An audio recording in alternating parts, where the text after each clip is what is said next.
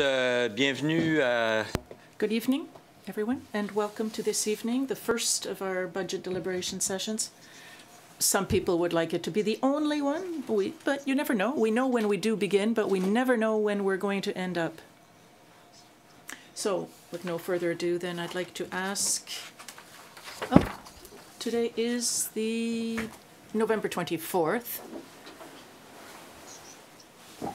And so, first of all, I'd like to ask Mr. Melançon, our CAO, to give us a few words. Thank you. Thank you, Your Worship, councillors, ladies and gentlemen.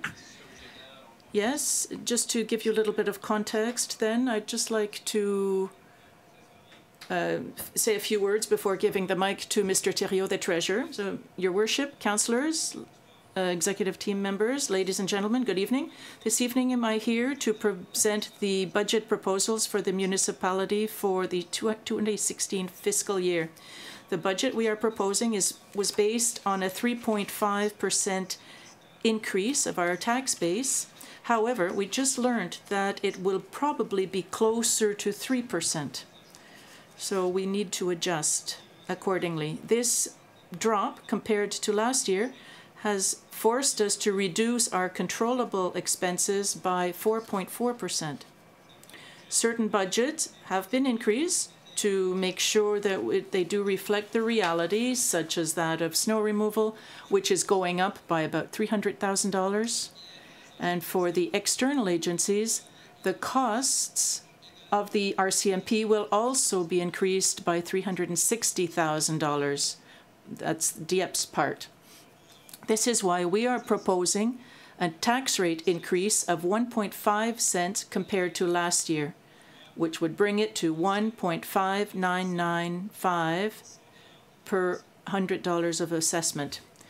But in spite of this increase, we are still amongst the municipalities that has the lowest tax rate. Now, with our commitments to the Trans-Aqua project and other capital projects, we are also proposing an increase of $16 on the water and sewerage bill, or $4 per quarter. There are some major projects being proposed for 2016. First of all, the participatory budget with a maximum of $300,000. The incentive program for downtown development. The renovations to the Doiron Heritage House, as well as to the Saint-Anselme Club d'Âge d'Or, the refrigerated ice ring at Place 1604, the reconstruction of Champlain Street between L'Acadie and Dieppe on condition of a partnership with the provincial government, Phase 1 of Thomas Street between Gauvin and Thériault Streets, Melançon Road between Amirault and Bourque Road, drawings and specifications to finish up Fox Creek Road, drawings and specifications for the extension of Dieppe Boulevard to Leblanc Road, the intersection of Bourque and Chartersville Roads towards La Pascale Road, and lastly, the intersection of College and Champlain Streets as part of the Du Collège Extension Project. So, starting this evening, we're going to try and demonstrate or show you the true portrait of the municipality to allow you to make these important decisions in being well-informed and well-equipped, while keeping in mind our common objective here to offer the best service at a reasonable cost to all of our residents. We feel that this budget meets the Council's aspirations, and it would allow the municipality to better meet the challenges and the demands of the population expecting us in 2016 and later. I'd like to congratulate the staff for having met the challenge of reducing costs while continuing to offer quality services that the residents are used to, and by respecting the priorities included in the strategic plan adopted last month. I'd like to remind people that budget discussions will continue tomorrow evening, starting at 5:30 p.m. in this same room. So I would now like to ask our Treasurer, Mr. Stéphane Thériault, to present the budget 2016 as proposed by your municipal administration. Thank you, Mr. Melançon. Mr. Thériault, good evening. Good evening. Good evening, Your Worship, councillors, colleagues, and ladies and gentlemen. I would just like to give you an overview of what the evening is going to look like. We will start with the operating budget, and then we will go to the water and sewage operating budget, and then we'll go back to 2015 to discuss the reserves and the vote that will be on December 14th, and the end-of-year transfers that will also be on December 14th, when the budget will be approved. If we have time, we will then continue on with the general capital budget. Otherwise, we will do that tomorrow evening, as well as the water and sewage capital budgets. Following that, we will talk about the forecasts for these capital projects for the next 5 years and how this will affect our operating budget. So that is how we plan on proceeding this evening, and we will probably be pursuing tomorrow evening as well. To start, then, if you go to tab number 4,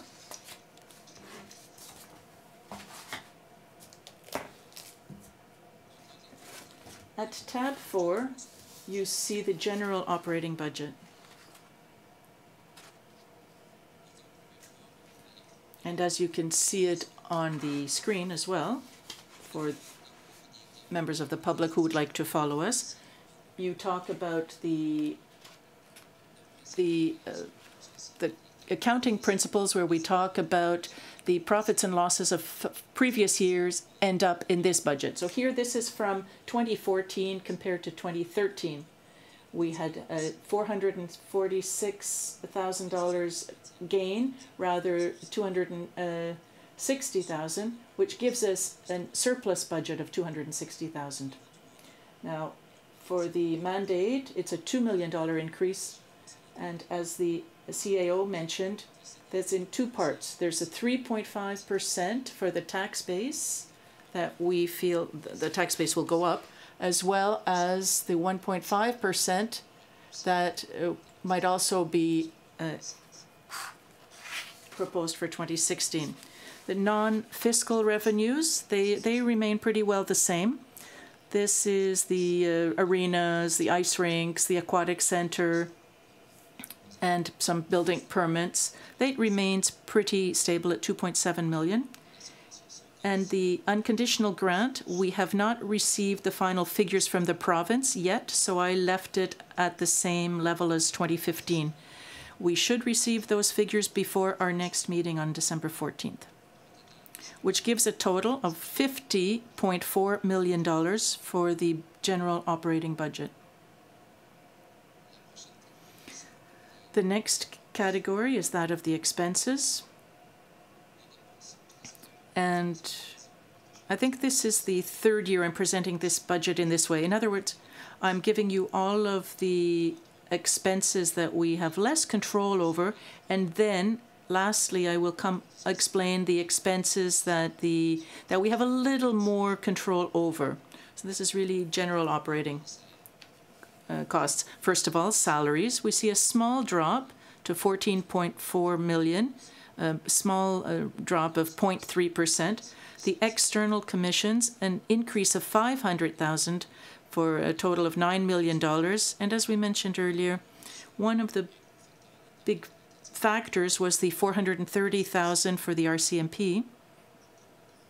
But during our discussions of last Friday, the RCMP is supposed to reduce their budget by $110,000 because of the loan they're going to take over 10 years rather than paying off their equipment in 3 years. So that figure will be revised. Now there's also Kodiak Transpo, which will have an increase of $60,000 to give a total increase of 6%. The cost of water. This is the cost, well, it's an expense over here, but it's actually a revenue in our water budget that we'll look at after, and it's going up by about $50,000 a year. This is the same as we've done in the last few years. The cost of the assessment, now that is related directly to the tax base, so it's an increase of 3.5% or $19,000. Operating capital. it goes up by 3.5% to $4.1 million, so an increase of $628,000. So this is capital that comes from the operation. So from the general operating budget, we can pay water and our capital projects directly without going out to borrow these amounts. So it saves money. The replacement program is similar. In other words, for the machinery and building repair, we put money aside, and when it's not used in a specific year, we transfer it to a reserve.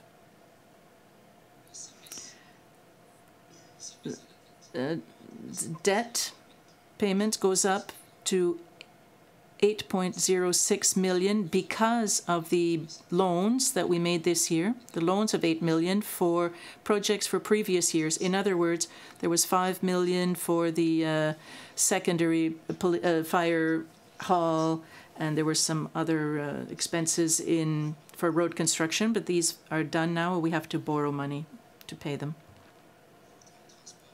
There was also the adapted transportation, $41,000 increase, and other expenses by service. That has gone up by almost $500,000. And I have further details on that. And to see these details, I'd ask you to turn to tab 13. Well, perhaps we can go one page at a time if there are any questions. Councillor Dallaire, you have a question? Yes, thank you. I have a question on the replacement program. I noticed that this year you had a 1.5 budgeted, and we've only spent, or we're expecting to spend 9.69. Could you explain that gap? Why had we forecast more? Well, as I mentioned earlier, this is an amount that it remains at the same level every year. It's a program that was launched 2 or 3 years ago. Yes, I understand the program. I just wonder if there was a vehicle, if there was something, had we planned putting money aside and we didn't? Why is there this reduction here? Well, I'll have to ask the director to check that information. Would anybody like to try and answer that on the replacement programs? Mr. Melanson? Well, we bought equipment that we had planned on buying in 2015. The balance is put in reserve for purchases that would need the funding in 2016. So it's just to ensure the continuity of the reserve fund, to ensure the acquisition in a timely acquisition of fire trucks or buildings or snow plows. This is the program. We buy when we have the money, and if we don't use the amount, we put it in reserve for further purchases. Yes, I understand that, but we hadn't expected to put money aside for anything specific, and that's why I was just wondering why there's this drop. No, for example, the fire truck that is worth about $700,000 that was proposed to council recently. This amount was paid out twice. We had to pay out a part this year and another part next year, but the asset doesn't belong to us yet. It'll only belong to us as of next year. All of the money that the police chief had in this budget will go to the reserve fund so that next year we'll be able to pay it from the reserve fund. So that's the explanation for that. It's it's a program that ensures a continuous amount. We put in the same amount every year. Sometimes we spend more, sometimes we spend less, but the money is always there for these purchases.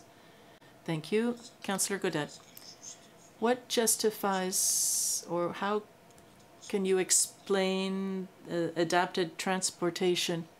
Why is the amount so high? Well, during the year, our organizational performance director asked you for a resolution to increase the rates. He had budgeted accordingly, but the rates at that time had not been, the increase had not been increased, and they remained at the same level, so now we have to increase the budget accordingly. It's to compensate for the increase that there should have been, but that was not approved in the rates? Yes, yes, that was a council decision. Yes. Okay, let's move on. Thank you. So you can now turn to tab 13.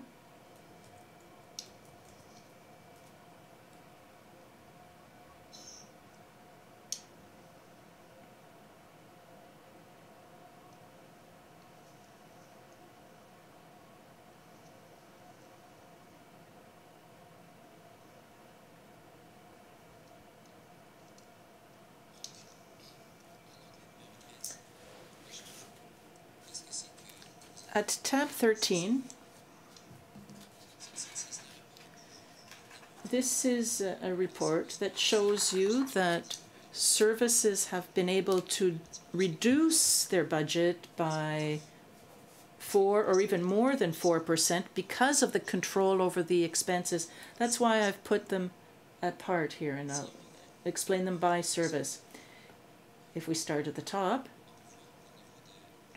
you can see that corporate affairs, it used to be called corporate affairs last year. I should change the name here, but it's administration, corporate affairs. The budget went up by $250,000, and this is mostly because of the participatory budget. So that's why there was such a big increase there. Now, for general administration, there's an increase of $270,000. And I'll start at the top and work down, because at the bottom, the table explains some of the differences. These are the incentives for the downtown equipment, which is about $175,000. There were some studies done. There were some in 2015 and some planned for 2016 for a total of $75,000. Or a difference of $75,000. And on December 14th, you're going to get a report on a program made up, a group that is going to be made up of 10 municipalities from across Canada. And this is on the asset management. It's going to cost us $34,000. Human resources remain stable, $56,000. IT remains very stable, a small decrease of $2,000. to $192,000. For buildings, it used to be called municipal buildings, but now it's just called buildings. It's a reduction of $60,000. Now, in that amount, there's a $25,000 for maintenance and repairs of City Hall that went down to $25,000. The insurance rate went down for City Hall. We have a new broker, a new insurance agent, so we saved $16,000 there this year, as well as water and sewage for the operations center. That was a $22,000 expense. Under communications, $430,000. That's a drop of $26,000, and mostly because of the municipal development plan. So that's a one-time drop. Now, council expenses, there's a small increase of almost 1%. Now, there are two things here under the council expenses. The salaries that goes up at the same rate as the consumer price index, the CPI. Yeah, CPI, thank you. And so there's a small increase there, but there's a decrease in terms of councillors' expenses.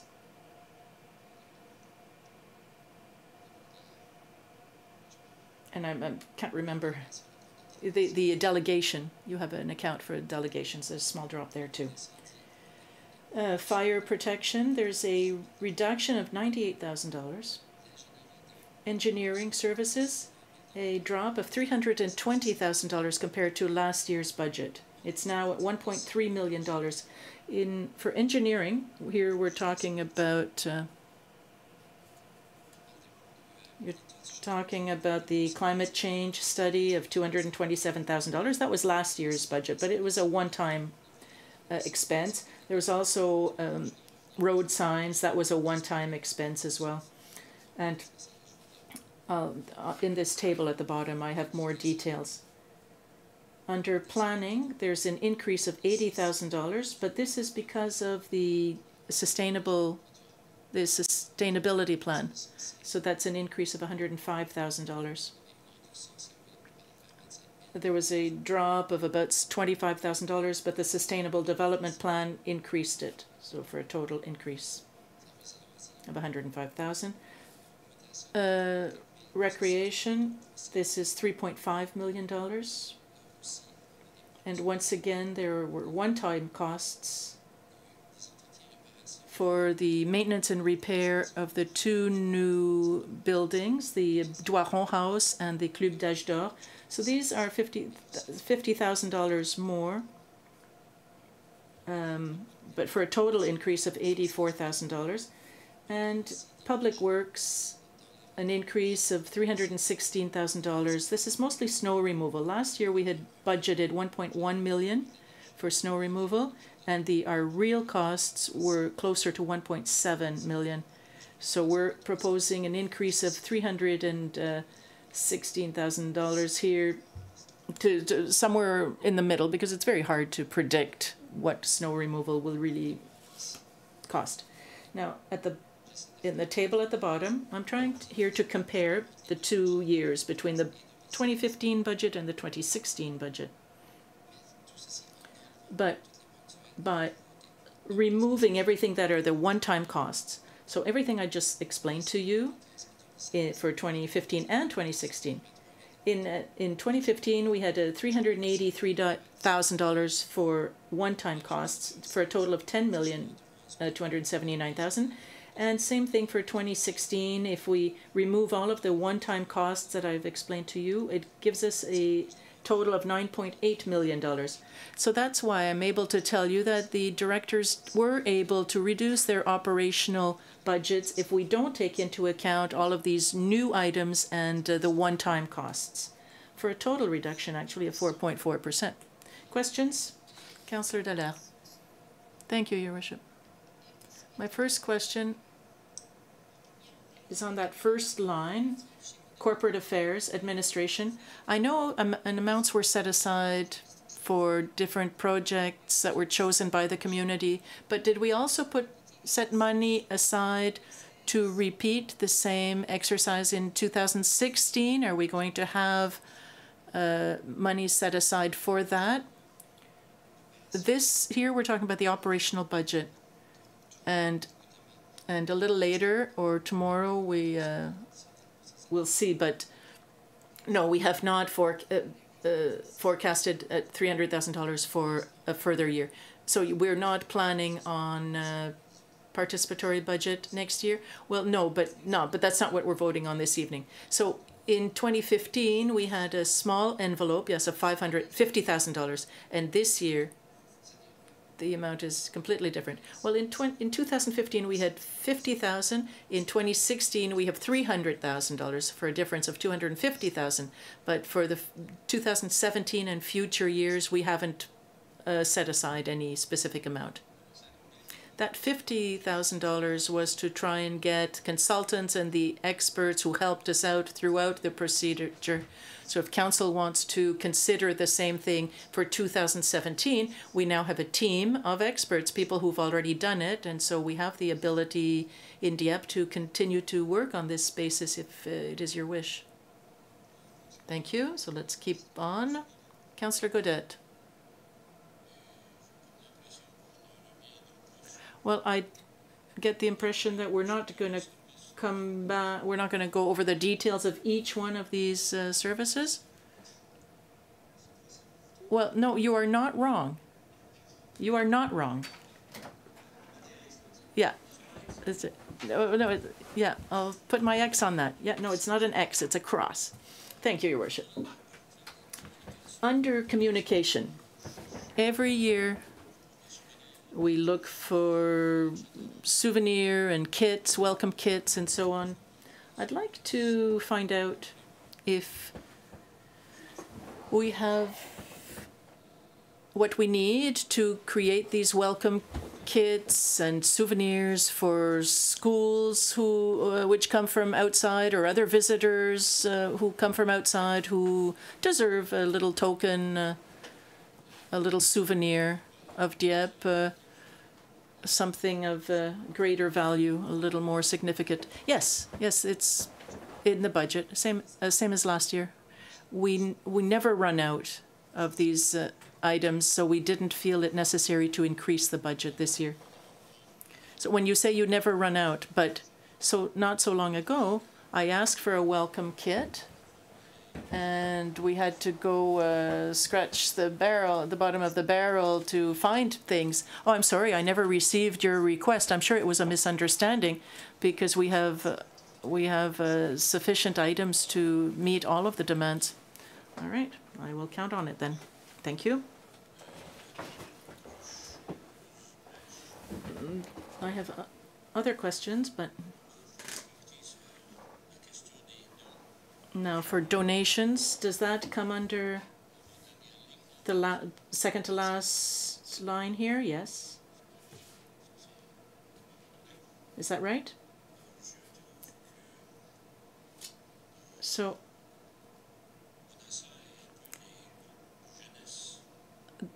we have this here, and we have the youth groups as well, but we're removing amounts from the youth club, the Boys and Girls Club, and so on and so forth. I'm just wondering if taking away resources from the people who deal with our youth is a very wise thing to do. I would have liked to see these amounts remain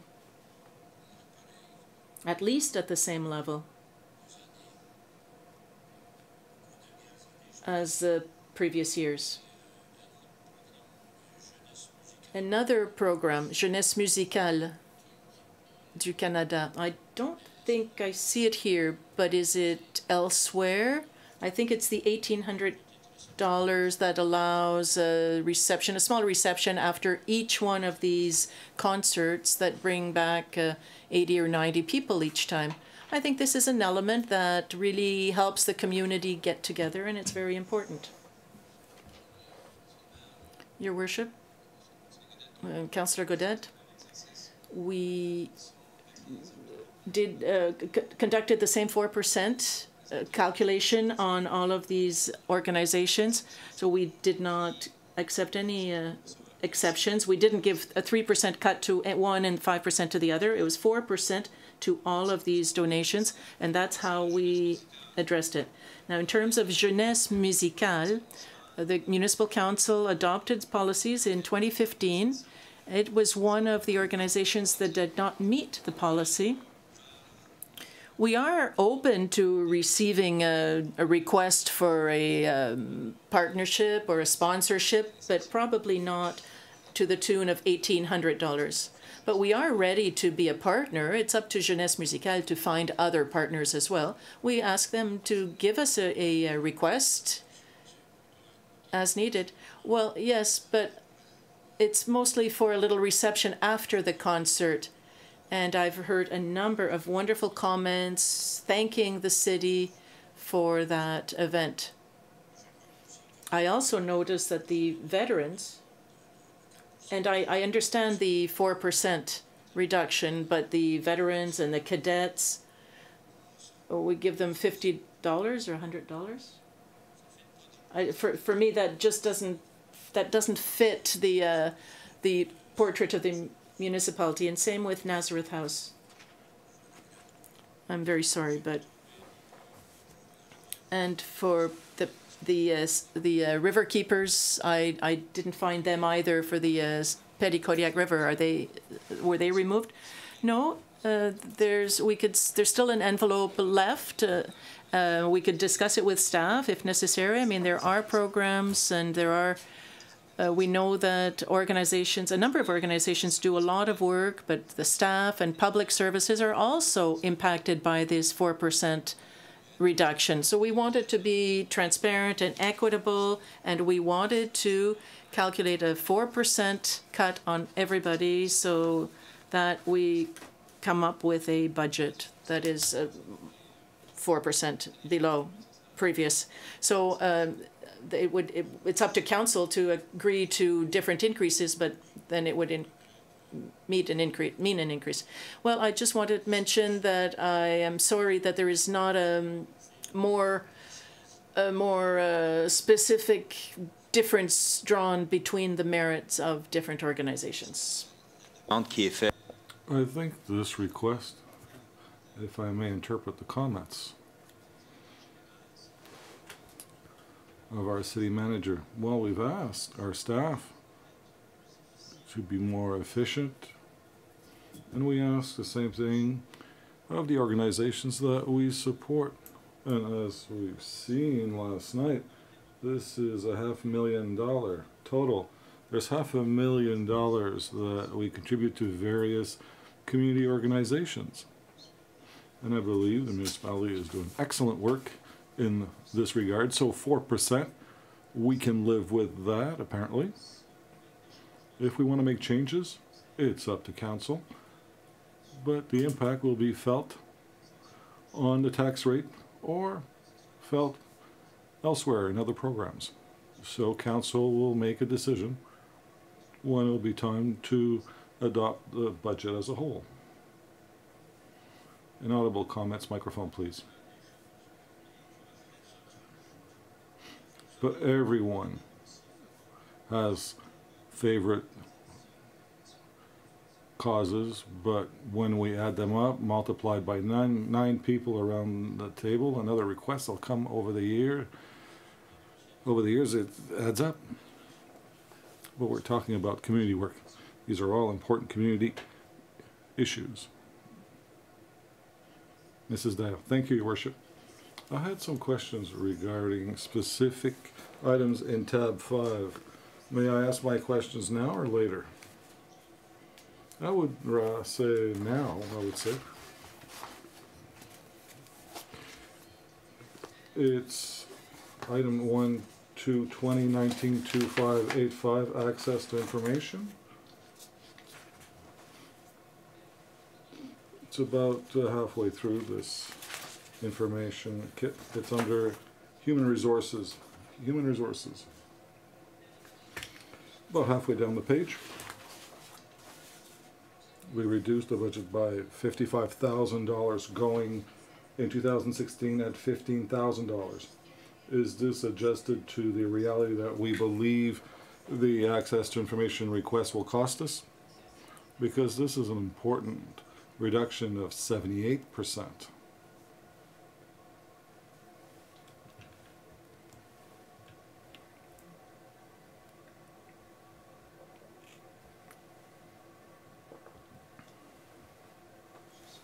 Mr. Sima, indeed, in part this reflects the reality and something new.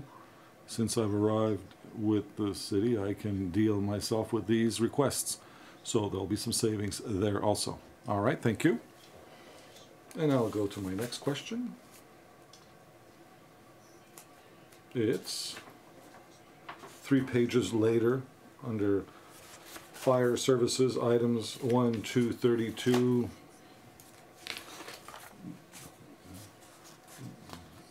Dog training, there's an important reduction in that budget. Again, are we adjusting to today's reality? So why a 40%? Why is there a 40% reduction in this budgetary item? Again, Mr. Simon. Yes, we change supplier when it comes to dog control. The person responsible for this has lower rates, and it's based on fees as opposed to number of interventions, and we've arrived at that figure. All right, thank you. Just for some clarification, the title is, it's at the, as you mentioned, it's this, the title is planning and development and not with the fire services, there are no dog control issues. All right, that explains it. All right, thank you. My last question is on the last page. 127883090 Pro Jeunesse to recreations. We reduced this budget greatly by almost 92%. Could we have an explanation as to why that is? Mr. Bugeaud. Good evening. Simply, we've transferred an amount of money that was in this account, and we transferred it to another account. It's not a reduction. We put it in the appropriate account. That's all. Okay. Thank you for this clarification, Mr. Thibodeau. Thank you, Your Worship. I also have a few questions. First of all, I've noticed that we cut the amount, the funding that we give to the Capitol Theatre by 4%. I realize that we do it elsewhere, but I have a few points which I do not understand, and I would like you to explain that to me. For instance, under corporate affairs, the initial budget was 80,000, and we plan on spending the 80,000, and we increase it at 328,800. Is there something in particular that will take place in 2016? Yes, we have participatory budgets that'll take place in 2016, so 300,000. Oh, that's where it is. All right. This is our operating budget without knowing the selected projects. Now, admin, human resources, administration, other. What's the other?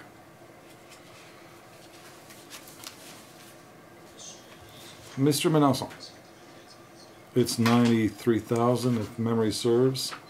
Yes, the amount. Now the amount was 402,000, and we plan spending 172,000. So we would have 230,000 left over. We increase the budget in 2016 by 630,000. This was explained earlier. There's some downtown initiatives that'll take place in 2016. So this was added for the year 2016. Instead of writing other or miscellaneous, shouldn't we mention them so it'd be clear? The treasurer and I spoke about this. So when we have the final version, we'll have downtown incentives. That will be clearly identified, because you're right. Miscellaneous is unclear, but this was done over the last few months. As you recall, we have adopted a policy on downtown initiatives. All right.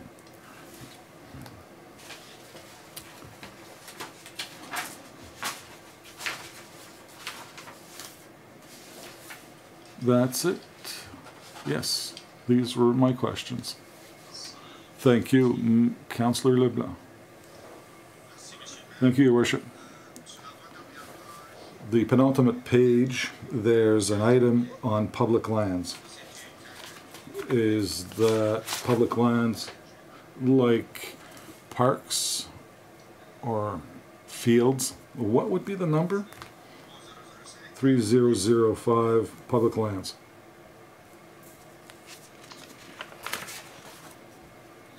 And the question I'm asking you, last year it was 170. This year it's at 175. We're maintaining the same budget. And this item, I was wondering, is it for community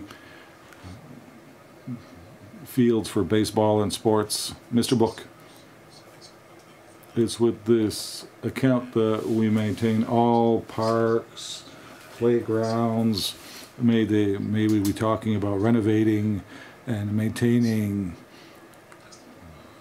playgrounds or their equipment, and we replace the equipment, it's through that account.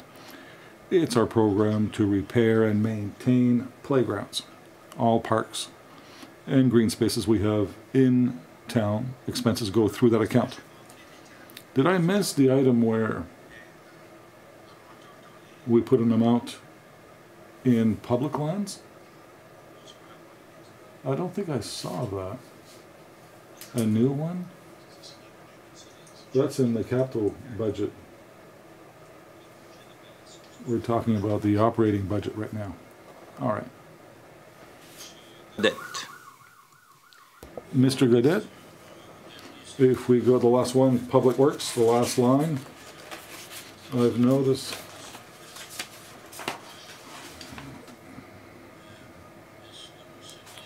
do you agree that the most difficult season when it comes to markings on roads and to interpret those lines on the streets, that's winter? I see some people saying yes, street markings. So my challenge is to understand why in the fall why don't we redo some of the road markings so it'd be easier to see in the wintertime, seeing as it's more difficult to see. So if we, or do we say that we don't need it in the wintertime, then why do we need street markings in the summer when it's sunny? I know the new projects, we have some permanent road markings, if I may use those terms, at the busiest intersections. As you saw with the Marsh project, we have arrows, permanent markings and lines. We maintain lines and street markings when we can, when the weather is more clement. In October it's getting colder, it's more difficult, so we touch up when we need to do so, but the budget reflects the markings done. So if we increase it by 50%, well, this has an impact on our costs. I don't think it'd be 50% more. But if I take Emiro, turning left on Emiro at the two streets, yeah, before you get that Lavoie and yeah, for Vanier, right? There's so many people that go straight through because there's almost no markings left. So it seems to me in the fall we should refresh these markings, these traffic markings. That would be advantageous to all. All right, and we'll look into it. Not for this year, but next year in the fall, we'll look at places that have higher traffic. All right, thank you. Conseiller Nolan, thank you, Worship. Under Fire Services, Medical Director, I see it costs us $3,000 each year, and this year we don't have a Medical Director, is that it?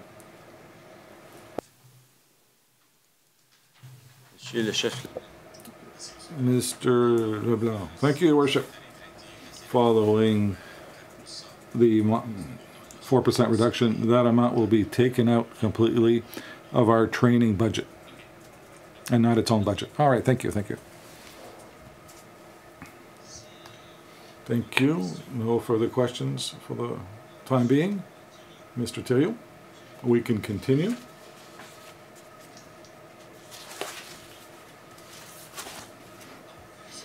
So this concludes the general operating budget. The main lines, I'll just remind them. We estimated an increase of 3.5% in our tax rate, an increase of our tax rate of 1.5 cents, which equals 1% of our tax rate. And the main expenses also that were mentioned when it comes to, for instance, policing services with the RCMP. and we have important increases in capital expenditures. So these are the main issues within this budget. Now we can go to tab 6, which is the water operating budget.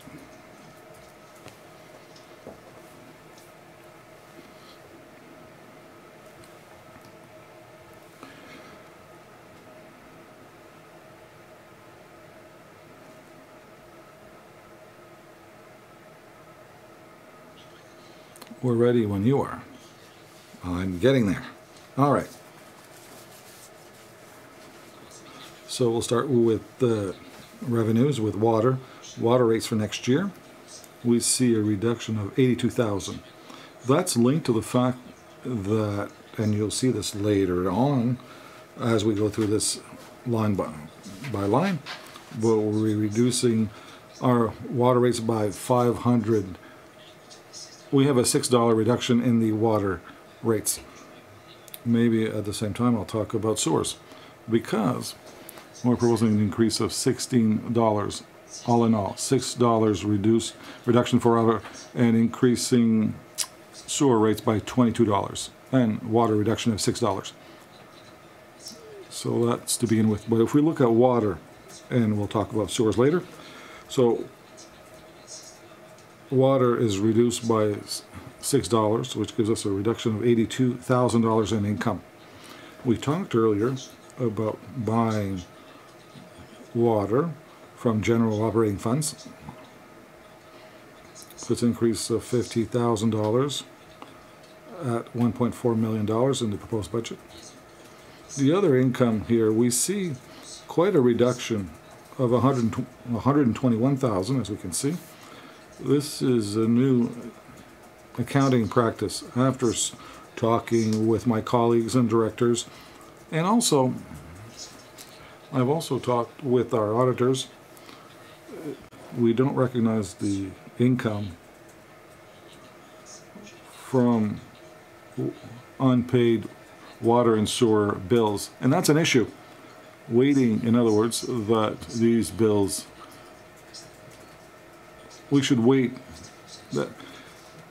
That's why we see an important reduction, not to artificially increase the income from water. We should wait and receive payment.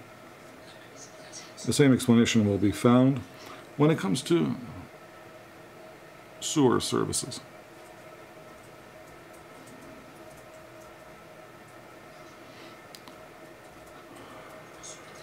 Maybe I'm talking about this is interest, revenue from interest. That's the result of water and sewer bills that remain unpaid. Now, transfer revenues, that's stable, there are no changes. Now, as to gains from past budgets, we look at surpluses or deficits in past years, because in accounting, according to accounting principles, we have to report them 2 years after. Here we're talking about a $230,000 in 2014 as opposed to $166,000 in 2013, so an increase of $63,000. Now, as to water purchased from the City of Moncton, a slight reduction of $38,000, so that's at $1.7 million. The reason here is that even though the cost of water in Moncton goes up by 1.5% following the 2007 agreement, the amount of water that we're purchasing is not as great. So this leads to a reduction in our water budget. Now, salaries, it's almost a 4% reduction, of it, representing $81,000. It's a redistribution of wages. Following a conversation I had with our main manager at Public Works, we realized there are 3 full-time positions that were focusing only on water. We wanted to make it more realistic. It's 80% water, 20% sewers. We took the 20% that belonged to water, we put it into sewer. So we'll see this wage increase in sewer services, but the increase in salaries for sewers is about $65,000. So a total reduction, if you will, between the two of about $15,000 to $20,000. We'll see this later on. Debt servicing. Last year there was a $2.5 million increase in our loans. When I say last year, I mean 2015, but you know, from 2016's viewpoint, it's 2015. So we have loans of $2.5 million. So we have greater debt servicing. It's at about a little over $1.7 million to service that debt. Water treatment, a reduction of $112,000, close to $100,000. General administration, that's fairly stable at $108,000 compared to $110,000 last year. Same thing for buildings, a reduction of $6,000, $95,000 compared to $101,000 last year. Operational capital, this will increase by from 450 to 605, an increase of 150,000. As I explained in the general budget, the same thing appears here.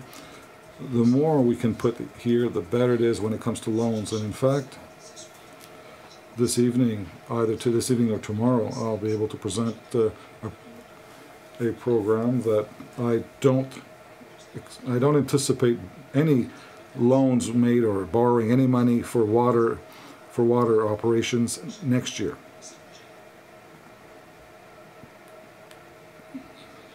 Replacement programs, that's stable at $103,000.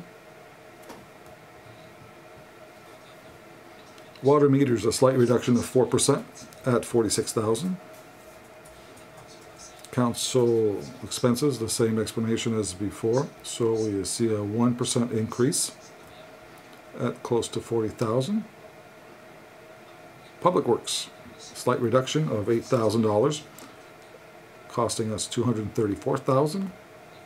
Now as to engineering, a reduction of $9,000, therefore costing $20,000. And pumping stations, a reduction of $32,000, costing us $258,000. And last point, information technology, a reduction of $3,000, costing us $22,000 for 2016. So that's the water operating budget for 2016 for total expenses of $7.2 million. Could someone explain to us why is there such an important reduction? Well, it's 11% at pumping stations. Was there an energy saving program or something?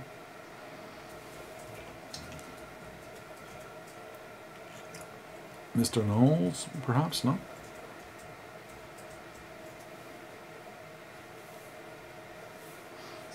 Nothing specific. It's just the reality of how we're operating our pumping stations. You're comfortable with these? Yes, we're comfortable. This is quite a reduction.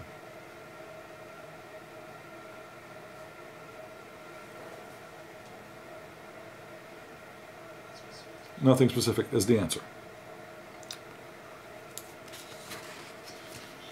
And this truly reflects operations compared to last year. For pumping stations, there was a 4% reduction for the 4 pumping stations that we have. However, I noticed there's a reduction of $25,000 for the water tower, which is part of the pumping station. So I believe there was $25,000. Well, in 2011, 2012, 2013, I could see the budget was between $25,000 to $28,000. 2014, it increased to $61,000, and it goes back down to $36,000. So there must have been a $25,000 investment. Thank you.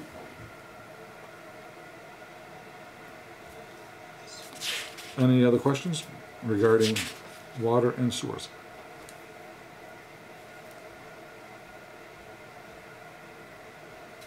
All right, Mr. Telio. So, tab 8 now. Sewers.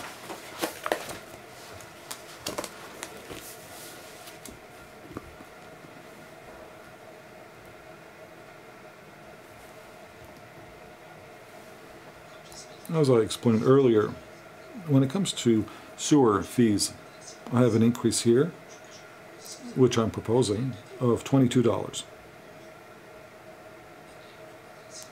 giving us an increase in our revenues to have $235,000 in income, which gives us $4.8 million. The explanation is to be found in this chart as I go through our income and expenses. Once again, same explanation as earlier as to the changes in our accounting practices when it comes to unpaid bills. So it's a reduction of $64,000, going from $106,000 to $42,000. A reduction also, I'm sorry, when it comes to transfer revenues, it's the same amount, $17,700. A $61,000 reduction when it comes to surpluses from past years. Like last year was $6,000, or 2013 it was $68,000. So we have a deficit here of $61,000. Now as to expenses, the commission, it's Charles Equa, the Greater Moncton Wastewater Commission. Here we're talking about the $5 increase per unit. So we have about 11,000 units. That's why it's increased by about $50,000 here. Now salaries, it's the explanation I gave earlier. There are some positions that were 100% for water, and now it's been redistributed 80% water and 20% sewers instead of a 68%. So it's a 68% increase in sewers salaries. So debt servicing, it increases a bit, $15,000. It's linked to a loan that we made in 2015, a loan of $500,000. Now, general administration, a slight reduction of 5%, so we're at $96,000 in expenses. As to buildings, a reduction of $4,000, and we're at $66 compared to $71,000 last year. As the other two budgets, we saw the general budget and the water budget. We propose an increase in capital operations, bringing us to $141,000. Council expenses, same thing, an increase of 1%, which means $17,000. Engineering, a reduction of close to $30,000, costing us therefore $62,000. If I'm not mistaken, it's video inspections that we've reduced the budget for that by $40,000, if memory serves.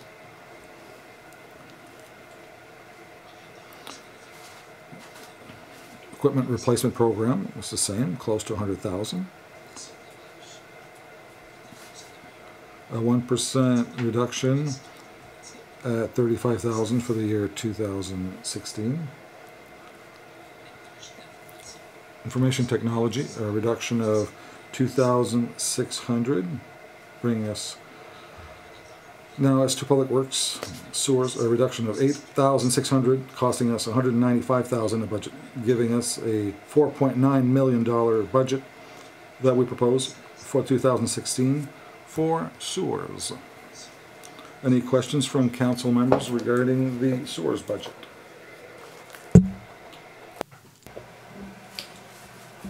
Alors on continue. Alors, Monsieur le Maire, comme vous pouvez voir, on a...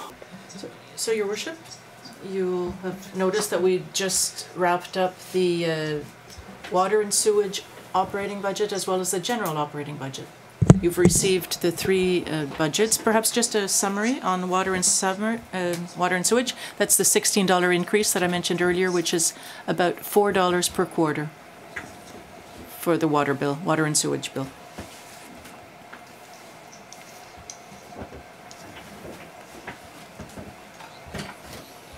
Now, if you'd like to turn to tab 10, the transfers to the reserve.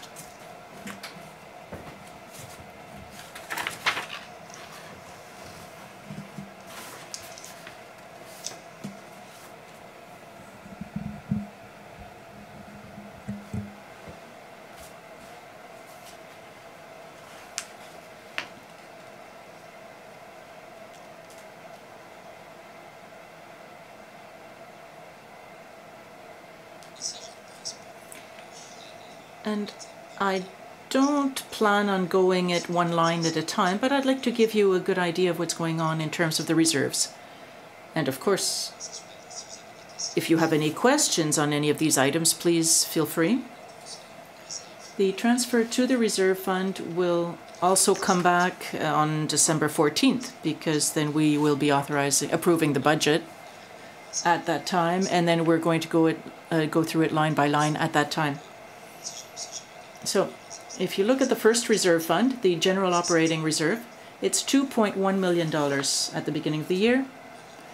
It's going up by $300,000, and these are the surpluses that were obtained from the 2015 budget that were transferred over to the reserve fund. We're at tab 10. Yes, tab 10.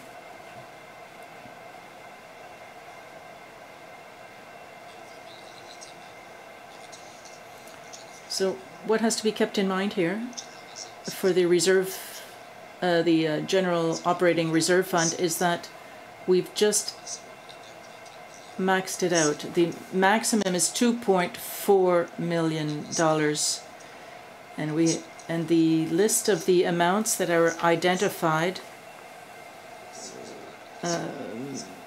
you can see by following that column down. So if you have any questions on this reserve fund, please. Any questions from councillors?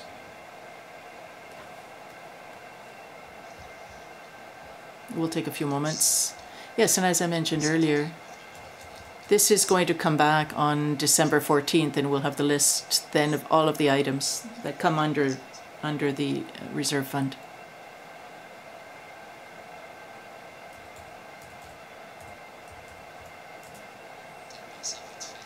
Perhaps we could just go over the $300,000 that was transferred from the 2015 operating budget to the operating reserve very quickly, if you will. If you go down that list in the purple area, you'll see that there's $150,000 that is from the downtown parking program. It's the incentive program that we talked about earlier for downtown development. It wasn't used this year, so it's been placed in the reserve fund to be used in 2016.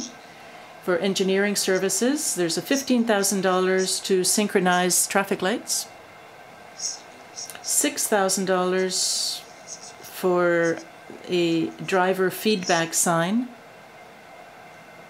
I'm sorry, the term is in English in this document as well.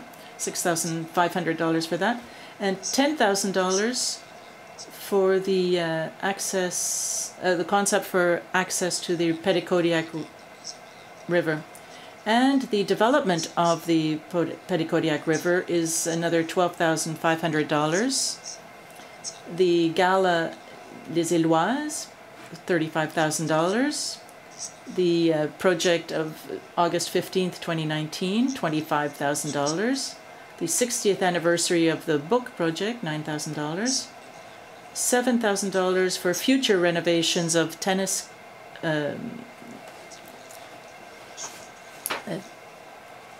courts. The purchase of art, $10,000, and touch plates at interceptions as needed, and that's $7,000. So that adds up to the $300,000 that was added to the reserve fund, the operating reserve fund. Now, right underneath that, these were items that were not in the general operating reserve fund, but that were identified later from what is not committed yet, uncommitted funds. So if we want to spend this money, we have to come back to council for approval. You will still have the last word, of course. So there's $40,000 that was identified for a pedestrian crosswalk in front of a school, a complementary study on parking in the downtown area, and the purchase of software for $20,000 for timesheets, which mean there's still $167,000 that has not been identified yet for the general operating reserve fund.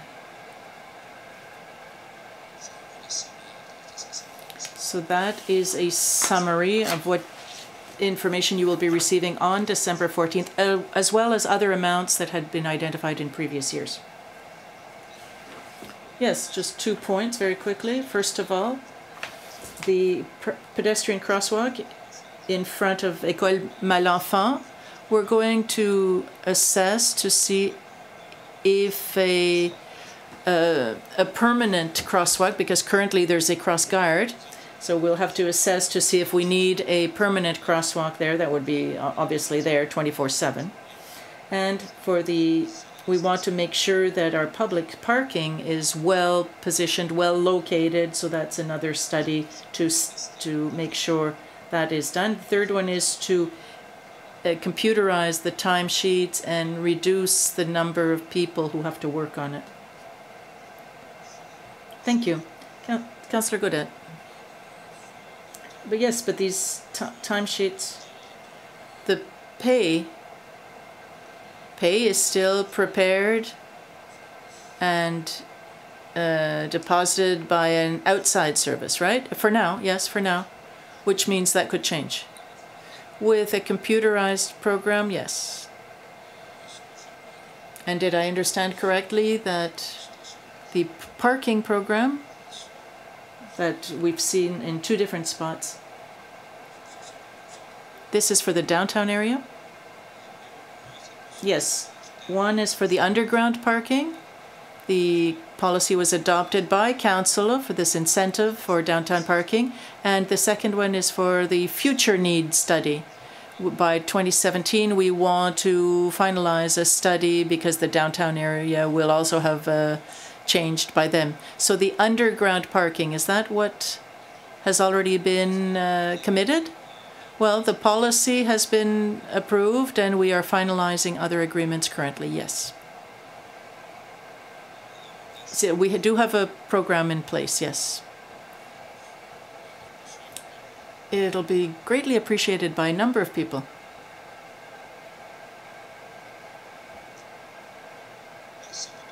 If there are no further questions, then let's keep on going. Yes. So now in the second column here for the reserves, this is the capital, the general capital reserve fund. And if you just like to give me a moment here so I can change my slide.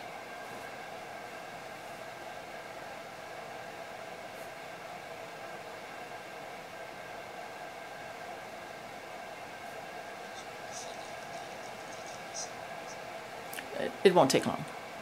Thank you.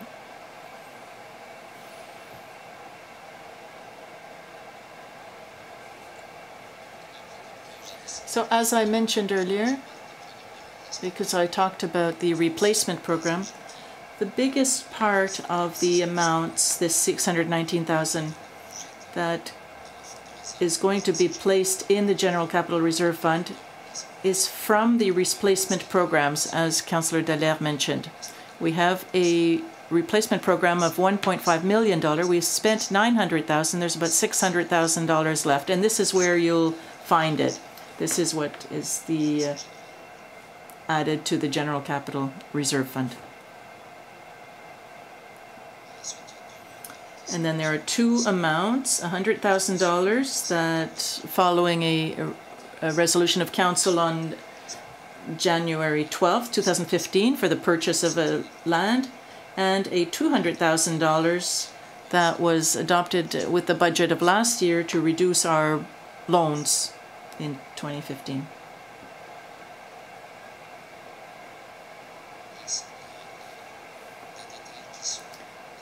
And the details that follow are at the same level of last year, plus the $619,000. So the fire truck vehicle, it's now $668,000, an increase of $166,000. For the renovations of buildings, $108,000 supplementary amount. $95 million have been added to leisure and recreational services. And the bus replacement, it's a new program. This will be the first amount, the first part of $150,000 that is being contributed to this program for bus replacement.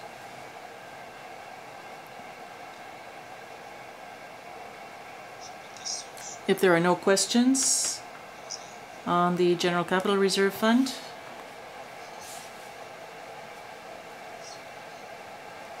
Councillor Dallaire.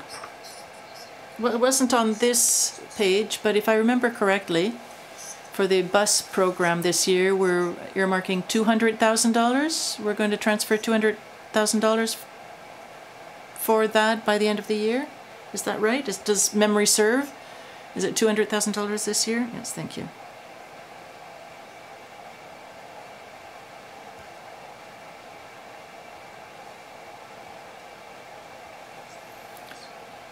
You didn't even need to answer the question. Yeah, I like that kind of question.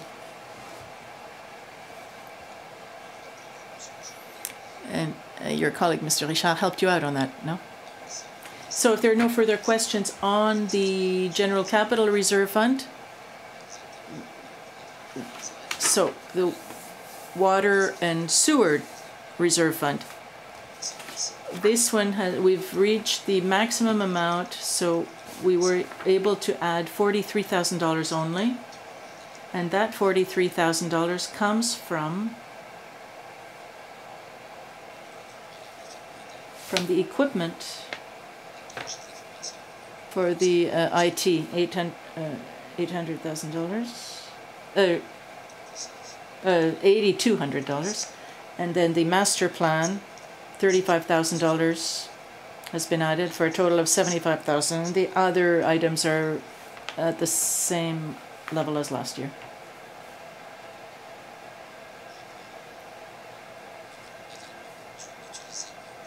We also had to use a part of the Water and Sewage Operating Reserve Fund for legal fees. We used $15,000 for water and sewer for some expenses that had gone up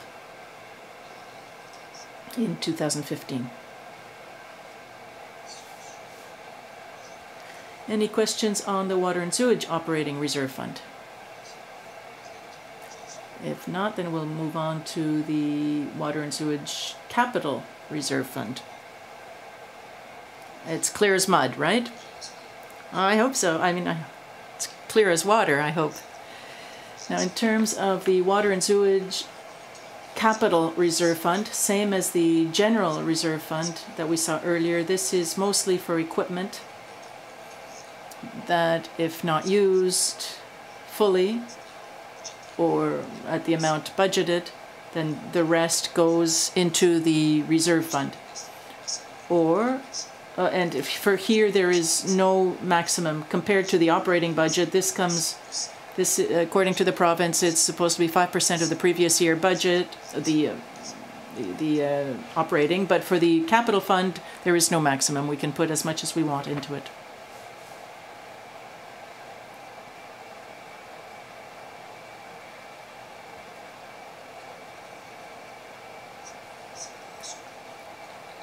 And so there was a $255,000 that we were able to put into the reserve fund to reduce any future borrowing costs, to be able to undertake greater capital projects. And it's the same thing with the $90,000 for the sewage as well. Capital reserve. Any questions from councillors?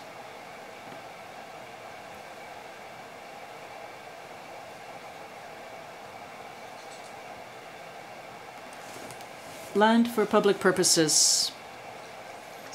There is not a great deal of change here in terms of land for public purposes. The reserve is at $53,000 and should be at around $54,000 by the end of the year with the interest.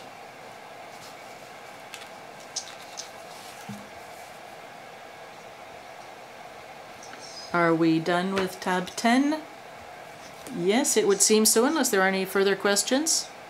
If not, yeah, we're done with tab 10.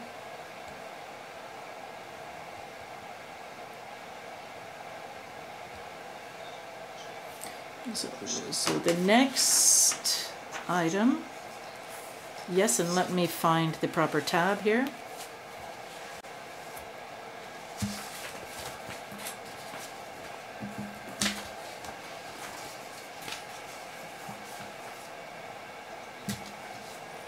Under tab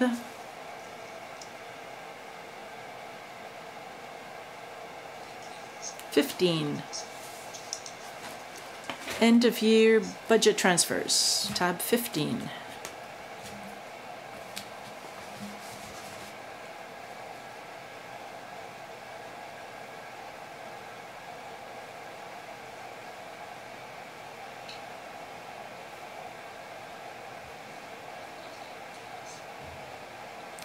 So on the first page of tab 15, it's pretty small on the screen.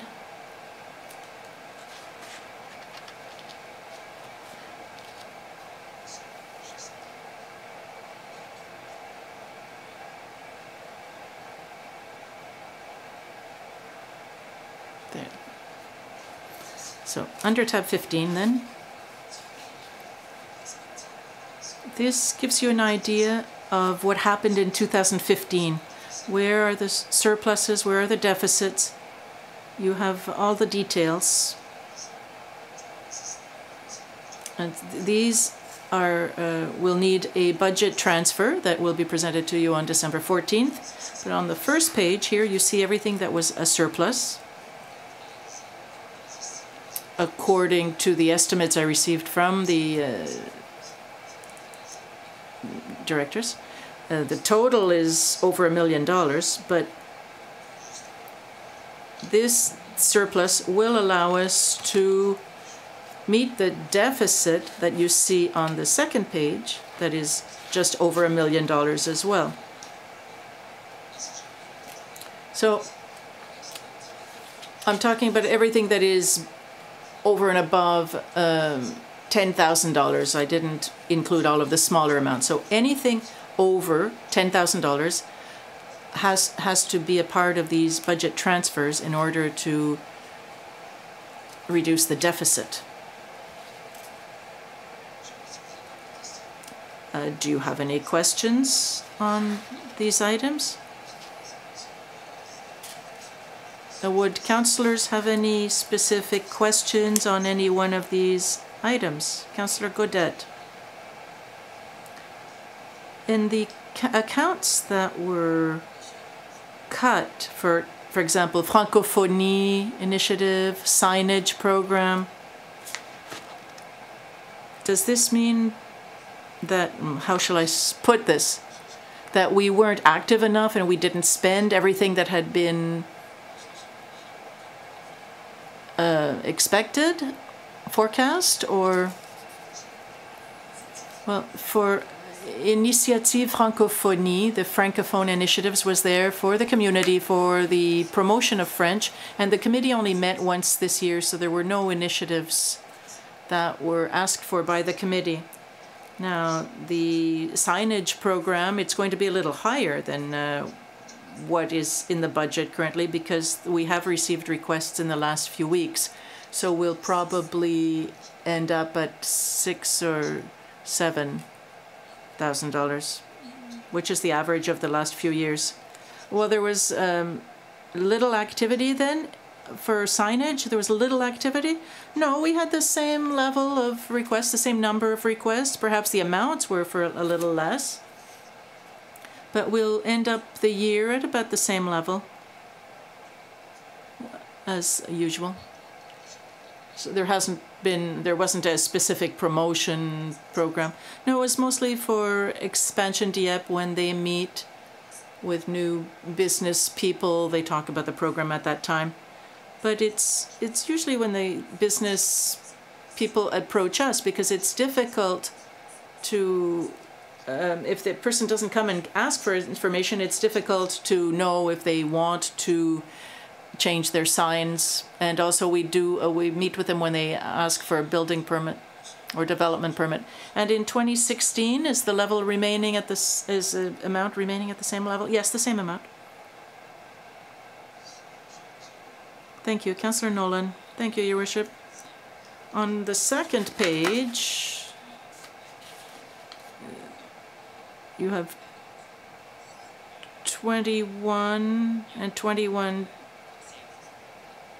for the CA. When you say CA here, is that the Aquatic Center? Is that for students? I see that one of them is salaries and one is for part-time. Is that for students who work there? Or it's both, yeah. Part-time, in this case, are the auxiliary workers rather than part-time students. Thank you. I don't see any other questions. Do you have another question, Councillor Thériault or Mr. Thériault? Do you have anything to add? Otherwise, we'll move on. Transfers into water and sewage. Yes, you're quite right.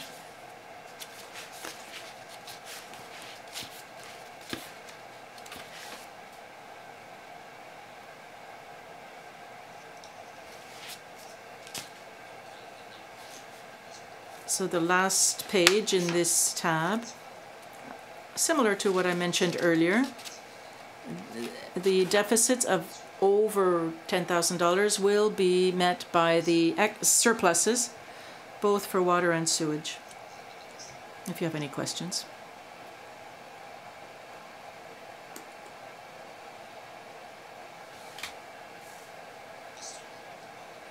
Please, don't be shy. Everybody seems to be very shy here. Please, if you have any questions.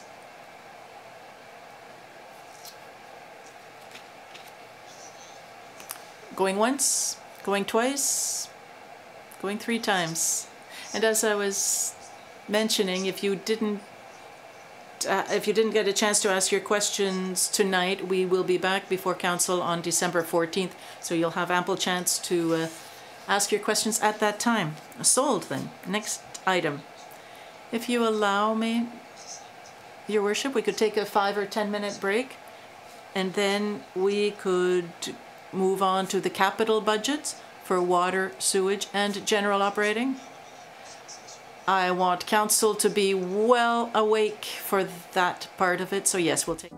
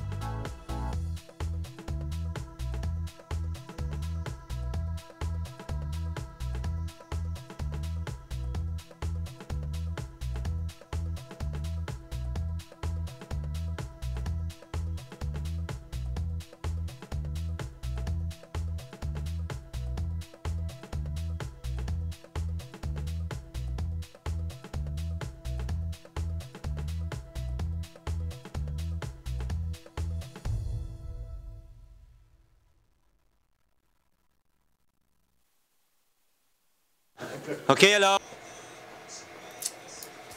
Thank you for your patience. We'll continue on. Thank you for your attention also. Mr. Thériault, we'll continue on. Tab 11, I believe, with capital expenditures, I believe.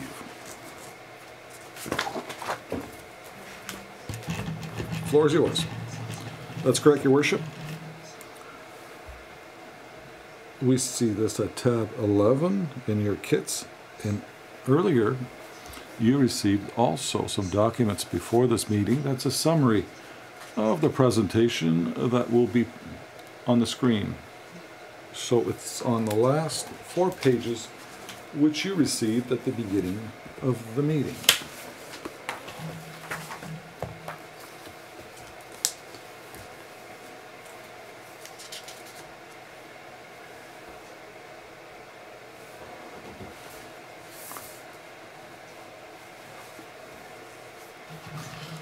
And the other pages at tab 11 is the breakdown.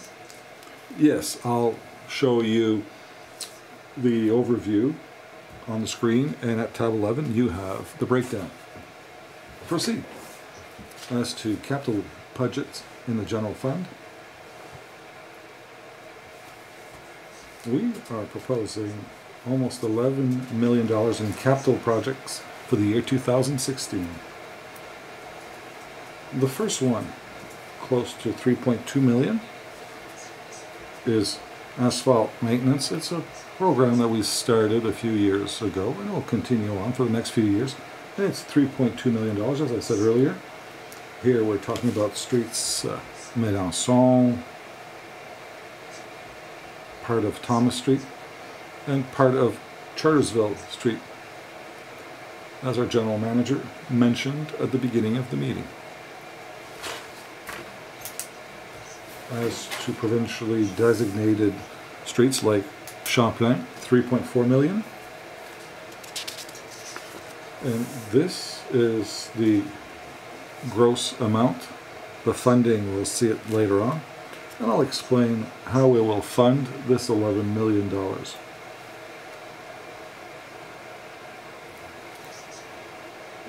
College Street Extension, 2.9 million. Of the 2.9, there's a portion that we consider as a provincially designated street because we have College and Champlain. So 2.1 is a portion on Champlain of that 9 million. The 3 next capital projects are plans for projects in 2017 for Dieppe Boulevard for Mélenchon to Leblanc. We're talking of more than $8 million, and this project will take place in 2017. For 2016, we're talking about 410,000. Now, for Fox Street, same thing, 50,000 in 2016, to be finished in 2017. And the future site for snow, we have a $1 million for snow storage. Land purchase program is proposed, and it's 300,000 for 2016. Here we're talking about acquiring a potential site for parking downtown. Yes, for downtown parking, yes. Future development for 350,000 in 2016. And the last one, the downtown investment. In the 2015 budget, we had $600,000 budgeted, and finally we have to add 180,000 on the same project, which is a little bit more costly. So we need $180,000. This explains the $10.9 million of investments in capital projects. Now, as to how we will finance these programs, $1.2 million coming from the gas tax, more than $4 million from the operating budget. Other sources of funding, mostly provincially, for designated roads, like $3.8 million, which means a loan is $1.7 million that we need to borrow in 2016. Just time for some questions for capital expenditures for the year 2016. Councillor Gadet, for the snow storage site, the snow dumping site, have we identified this site to dump snow? I believe we talked about it last night, but it hasn't been purchased. It's been identified. So it would be a site that would be used on a permanent basis for this, for the whole city. Would it serve the whole municipality? I believe that's the intent. I'll check. Mr. Knowles, is that correct? Yes. That's on Radas Road, isn't that correct? Identified with a red arrow on the map, yes, last night. So we'd have to go at the end of Benjamin Street. At the end of Benjamin, I think with the trucks, you know, that don't have the system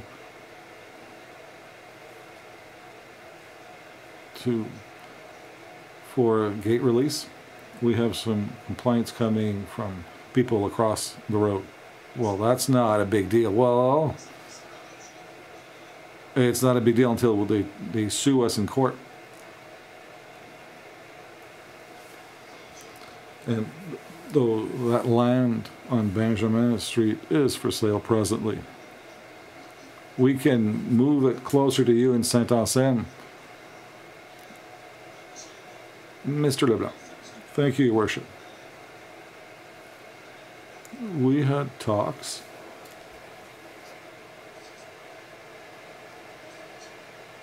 with the Recreations Department. We talked about a playground with a link to Marco Street to be able to have access at the playground at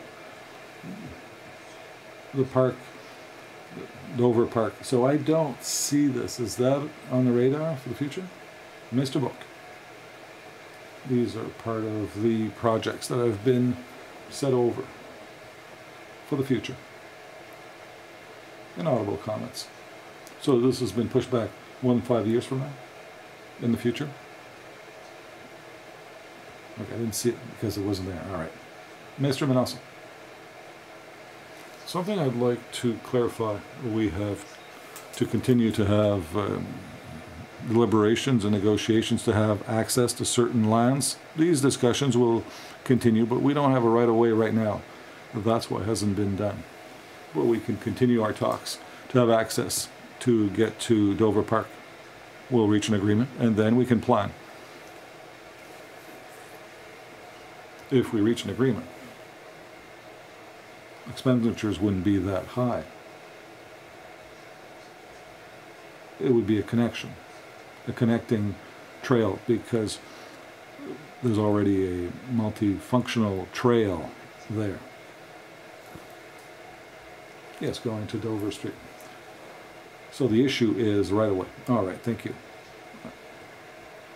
Thank you. Councillor Cormier, thank you, Your Worship. Just a quick question. On Bahamas, there's a section of a few hundred feet for sewers, and when is this planned? Storm sewers, that is. It's more than 5 years. So when you look at the proposed projects for 2016 and years to come, it takes everything that's available. So it's a project that was pushed back more than 5 years from now. All right. Mr. Gadet. Downtown investment. Is that a specific project or? Are there plans? Would you like to explain this again? Yes, certainly. In 2015, for the budget in 2015, at that time we had 600,000 for sidewalks. That's our portion for investments that will take place downtown. And seeing as 600,000 wasn't sufficient, we added for 2016 180,000. Mr. Thibodeau, thank you, Your Worship. Are we talking only of 2016? Well, for right now, 2016, and we can continue on. Otherwise, we'll be talking about the next 5 years. Let's do it 1 year at a time. Seeing as I have the chair. Thank you. Any other questions regarding 2016? Mr. Godet, regarding 2016. What is planned for Fox Creek Road? When will that be done? We either only have $50 or $50,000. This is for tenders, right? And I don't agree.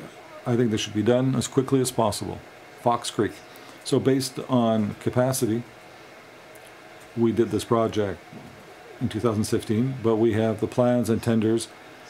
And also with the petition received by residents, we have to consider all these elements in 2016 and start construction in 2017.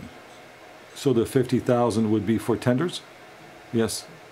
No other work? No. I could wish otherwise. You can see we'll have construction projects at Champlain, Melanson, Thomas, Bourque, and Chartersville intersection. So as we've been doing for 2 years, we're trying to make sure that traffic can flow fairly well. So this was an important street when it comes to overall traffic in the city. We're trying to not hamper daily traffic as much as possible.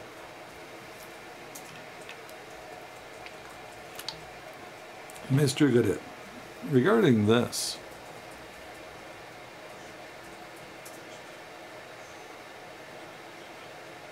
I hope I'm mistaken, but there was like 2 dates that, especially on Champlain and Gauvin, for the refit of those roads. I just want to make sure that when it comes to engineering, that we plan this in sequence and not at the same time, so that we avoid, there's no Gauvin project in 2016, so Champlain will be the main project. Oh, okay.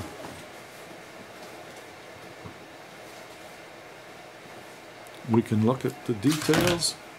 I'm just mentioning this, that's how it seemed to me, as though 2 important repairs taking place at the same time. Well, Champlain, we're repairing underground, but it's nothing compared to the marsh this summer. We want to be clear on this. Traffic will flow. Thank you. If there's nothing else for 2016, we'll move to 2017. Mr. Thériault. 2016? We should absolutely do something at the end of Champlain, between Barnes and city limits. Did we plan to repair, to finish the patching? Even someone told me his tools almost speak to him when he drives along this. He never heard his tools in his toolbox before, but when he goes along that road, his tools jump within his toolbox. With engineering, with the team, Your Worship, will look at doing some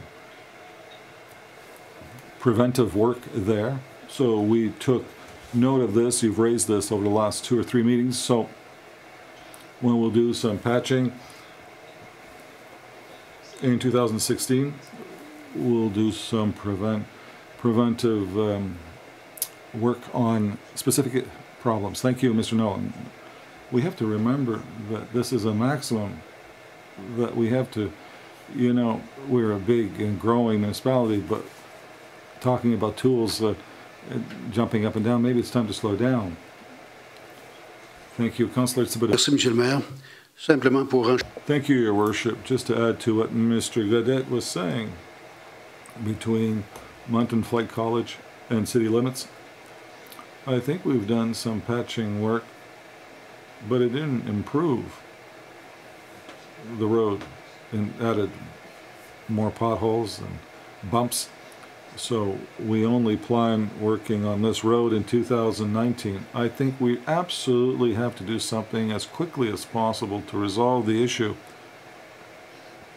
Do some mill and pave, as we call it, to remove these bumps so that people can sleep at night. Because when the trucks go by there, I understand there are other projects that have a higher priority, but I believe some of these projects that are priority projects, there's no one that's being bothered by traffic while that's the case, you know.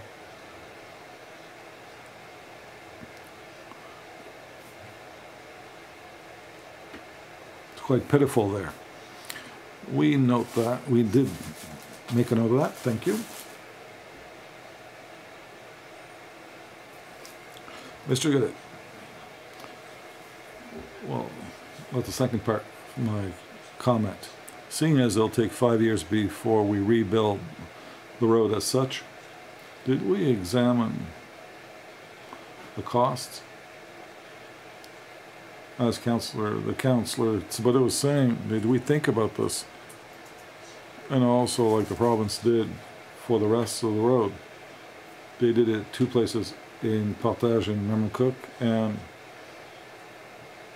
do you have costs or an idea of the scope of that approach over 5 to 10 years? Mr. Desjardins, these are figures which we could obtain. We've done some studies. There's a section, a portion of that road was done in 2009, 2010. We had some challenges with the promoter.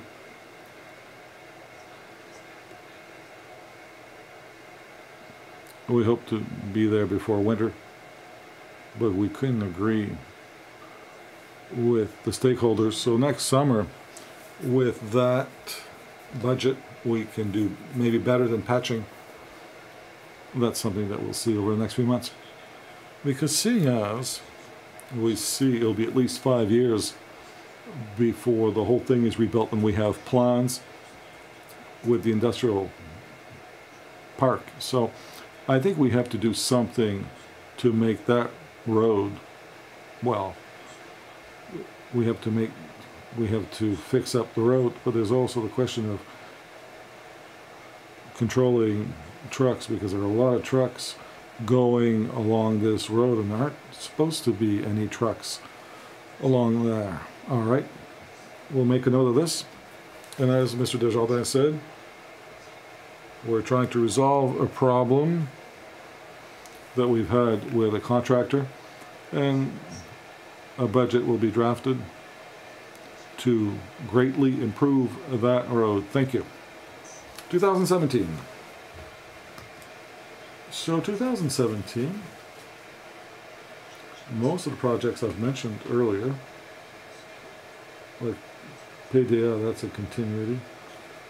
The 3 projects where we're putting money in 2016 for plans and tenders, it's for 2017, like Boulevard Dieppe, 7, and we'll continue to purchase lands, and the 25.5 million when it comes to the new comment je pourrais dire ça, vous ne vous êtes pas encore penché sur the ice rink. That's something that will be on that project, but we have to plan this, the ice rink, and this is why we have 25.5 million in 2017. And the other amount, the 249,000 for playground for future development, for a total of close to $40 million in capital projects in 2017. Funding for this: gas tax, 1.2 million, operating capital operations, 5 million, other source of funding of 9.5 million, and we'll have to have a loan of close to $24 million. Any questions from the council members? Councillor Dallaire. Thank you. For phases 2 and 3 of the industrial park, this is part of future projects. How is that going to be accounted for compared to these projects here on paper? In the industrial park? Yes.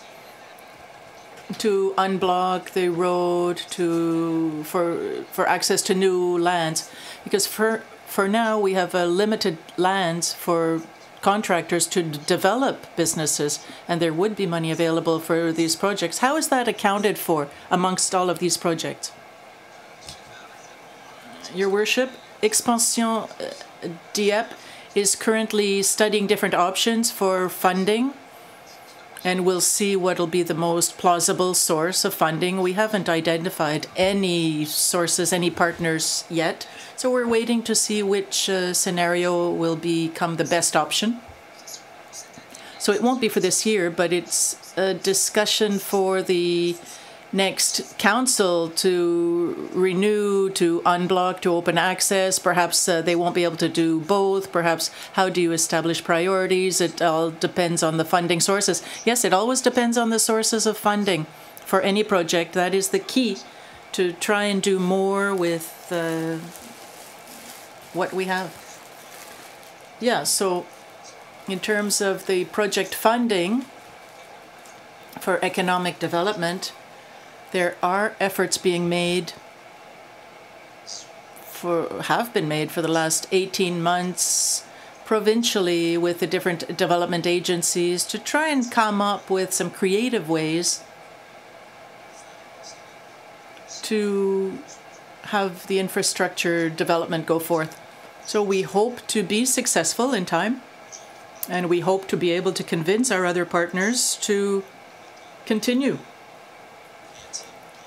working in a creative fashion, but using methods that have been tried and true elsewhere. And in the next mandate for next council here, hopefully they will continue working with Expansion Dieppe and the provincial development, economic development agencies. Thank you. Thank you. Councillor Nolan. Thank you, Your Worship. Now, if you look under recreational facilities, where are we in terms of the synthetic surface? I know some amounts were set aside this year, unless I'm mistaken. Will that amount remain? Are we still open to different possibilities for partnership? Will we have a synthetic service, which is the municipality is in great need of? There was a request presented to both levels of government, and we're still waiting for a response. But the amount that we put down remains there for this project? Yes, it does. Thank you. Perfect. Thank you. Councillor Godet. In the same vein as Councillor Dallaire, I'm hoping that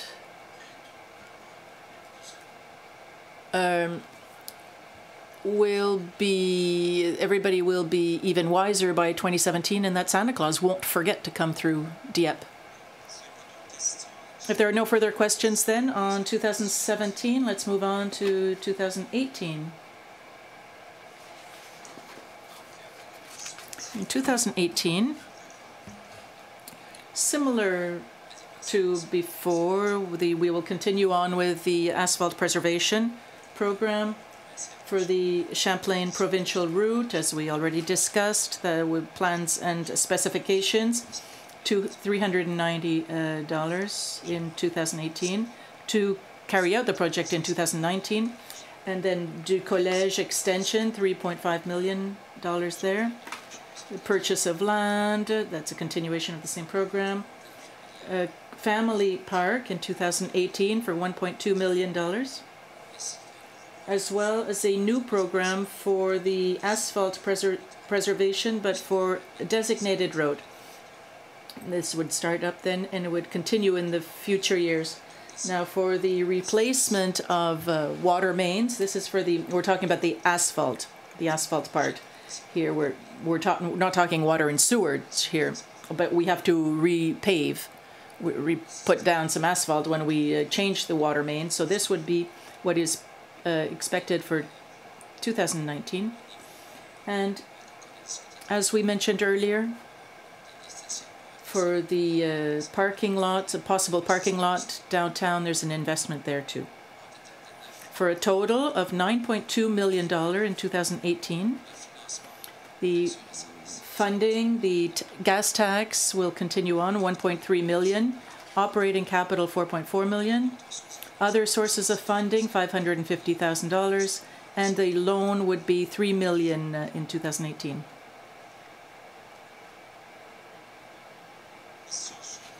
Questions? 2018, 2019, they're very close. Those 2 years are very similar. Mr. Leblanc, thank you, Your Worship. A very general question. On the asphalt preservation, this is more on our local roads, right? Those that belong to us? Because I see that there's amounts for the provincially designated roads as well. Yes. Yes, following the study conducted over the last 2 years, and I think we agreed that we would gradually increase that amount, because just 2 years ago it was $2.2 million, and we had decided that we would raise it gradually to an amount that truly reflects our needs. We would use our own money for the preservation of asphalt on designated highways in the past, did we not? No, I don't think so. No, they were always separate. They were always separate. Oh, I thought maybe it had changed then, that it was just on our roads. No, it was reflected our partnership with the province. Yeah, there were the two different elements. Thank you. Thank you. Councillor Thibodeau. Thank you, Your Worship. The amounts identified for the designated roads here, does that depend on the province? Is the amount identified here the total amount? Yes, it's the total amount, and the source of funding at the bottom. It shows the amount that there would be a partnership, if there were a partnership. Thank you. Okay, so we can go all the way to 2020, because 2018, 2019 are very close, are very similar one to the other, and so let's go on to 2020. Unless you have a specific question about 2019, the only thing I'd like to point out for 2019 are under sources of funding. They are the same, except that we would need to borrow only $278,000, almost zero, because the total projects would cost $6.7 million. Just a second. Councillor Gaudette. Yes, I noticed that I jumped over 2 full lines here. I'd like to come back to one of them. The studded tires. Studded tires that eat into our roads other than for emergency vehicles. I can't see how useful they are to the climate here. Were steps taken? We had talked about writing a letter to the province. Was there any follow-up done?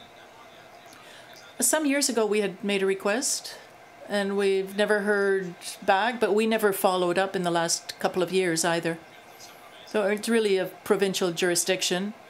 But I can find out if there's been any change, but for now there doesn't seem to have been any will. Well, I know it's not an easy subject, but it does eat into our roads, and it eats the lines on the road within a year. And another subject that I don't know how I forgot, the parking, a bigger parking at the Arthur J. Leblanc Center. I mean, we could make the parking lot much bigger to the east or down towards the path. I know when we had talked about grants, we had given some grants to the parish last year, and we had talked about it then, but could we follow up on that to see if we could put another 150 cars there? I think it would be easy to do. Well, I think it depends on how the center is developed. Perhaps it would be more practical to go towards the west side. It depends on how we end up with that, how the center is developed. But we all know there's a need for a greater parking lot on one side or on the other, depending on how the future arena is built. Well, if we do it on the east side, it has greater chance of lasting a much longer. No, I'm sorry, I don't understand your line of thought there. I mean, it's much flatter there. Yeah, because any future development would be on the western side. Thank you. Thank you for your comment. $2020. For 2020, we're talking about a total of $15 million. We're still doing preservation of asphalt, 3.5 million, 8.3 million for the Champlain provincially designated highway. And then here from the Moncton Flight College to the city limits, as well as Boulevard Dieppe to the Moncton Flight College for a total of $8.3 million. The land purchase program would be ongoing, 600,000. A future playground, 139,000. And the designated highways, 240,000. Now the trail network, 629,000, as well as the Alain Gillette extension, 1.5 million.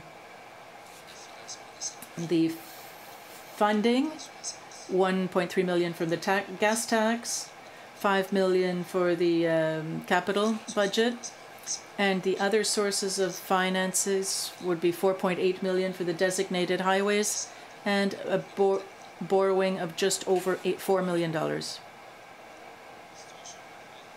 Any questions on 2020?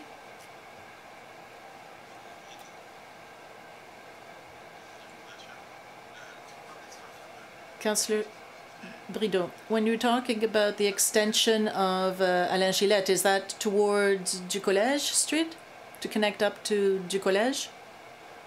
Yes, it would be the connection, the part that is the municipal responsibility. The developer has to do his part of the road, but this would be the part that the municipality would be responsible for on its land.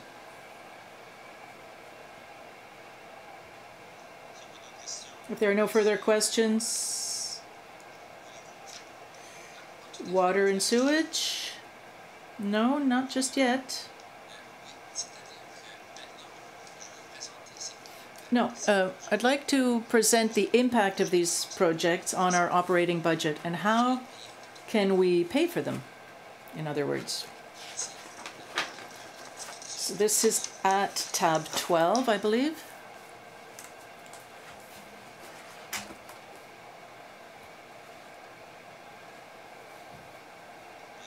Yes, tab 12. And you also have some information, an overview in the extra document. So I don't want to come back to this. We've already gone through the 2016 budget, but the total expenses here, well, no, let's start with revenue. $50.4 million revenue, as I mentioned, with an increase of the tax base of 3.5% and an increase of the tax rate of 1.5 cents, or 1%, which gives $434,000. So we're starting with a budget of $50.4 million. The expenses, we've gone through them already. And the loan, $1.7 million, would give us a debt ratio of 16%. That's for 2016. Now, I'd like to draw your attention to 2017 to 2019. 2017, there's $24,000 of borrowing. This $24 million, this line is going up faster than the other ones because it's the debt payment line. We go from $8,068,000 to an increase of $600,000. In 2018, it's an increase of 1.2% to $9.8 million, right up to 2019, 2020. So that is the explanation, or that explains why we're proposing this tax increase for the next 4 years, 2016 to 2019, of about 1.5 cents. The first year, 2 cents in 2017 and 2018, and 3 cents in 2019. These increases are caused, well, as you can see at the top line, by the increase of the tax base that is not going up as much as it had in the past. If you remember, in 2012, the tax base went up. It was 9%. In 2013, it was 6.8, 6.9%. So then it's 5.7. Now it's 4.5 last year, and now it's 3.5%. And we think it might even be lower than 3.5%. So we have to be realistic. And quite frankly, in other words, the plate is full, and if we want to add to it, we have to take away something else. We just can't keep adding. I know you talk about some projects that you'd like to bring back. Well, we can bring back some, but that means we have to get rid of others. At the beginning of the year, we went through a whole exercise, and we asked the different directors to give us their wish list of these capital projects. And, well, some of these projects had to be withdrawn because otherwise the tax increase would have been way too high. So we really had to keep that all under control. For example, 2017, if you look at the tax base, instead of being 3.5, if it's only 2.5%, we will have lost 1%. That 1%, if we want to find it somewhere else, well, one of the other places would be an increase of the tax rate, another cent and a half. So 2017, if that were to be the case, we would see a tax rate increase of 3.5 cents, and so on and so forth in future years. So that's the picture I wanted to make sure you understand. With all of these budgets, with all of the capital projects that we have, present and future have an impact. We have to pay them back. And furthermore, there are the operations generated by these projects which have an impact on our budgets as well.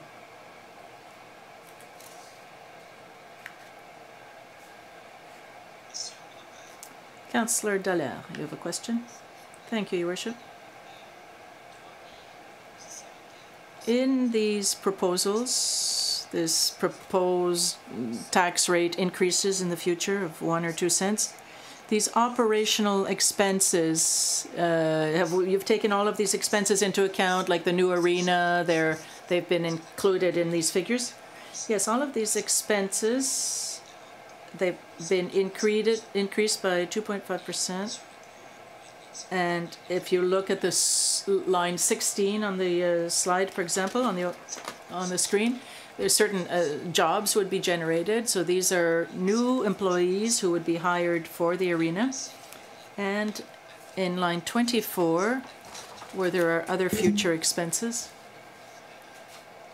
these would be the operational costs for that specific project.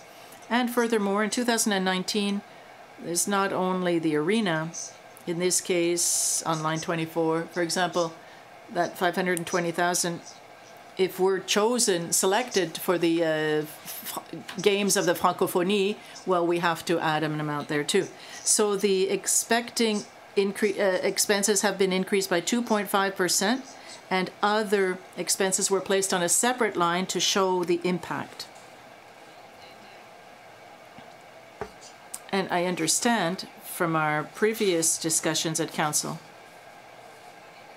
for the arena, what you budget here is the worst case scenario. If there is no cooperation by another level of government, if we have no other sources of funding, and that's for a specific size of arena, but we could amend the project as necessary. Yes, exactly.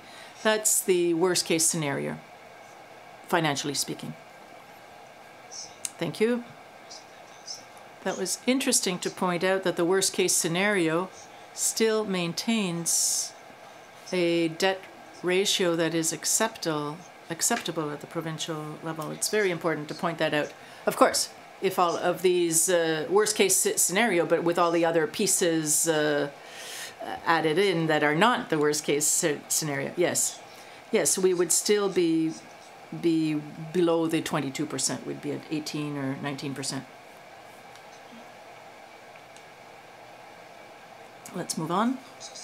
So that is the general fund. So those were the 5-year forecasts and the capital budgets for 5 years. If we go back to tab 11 this time, on to the 3rd page for water and sewage.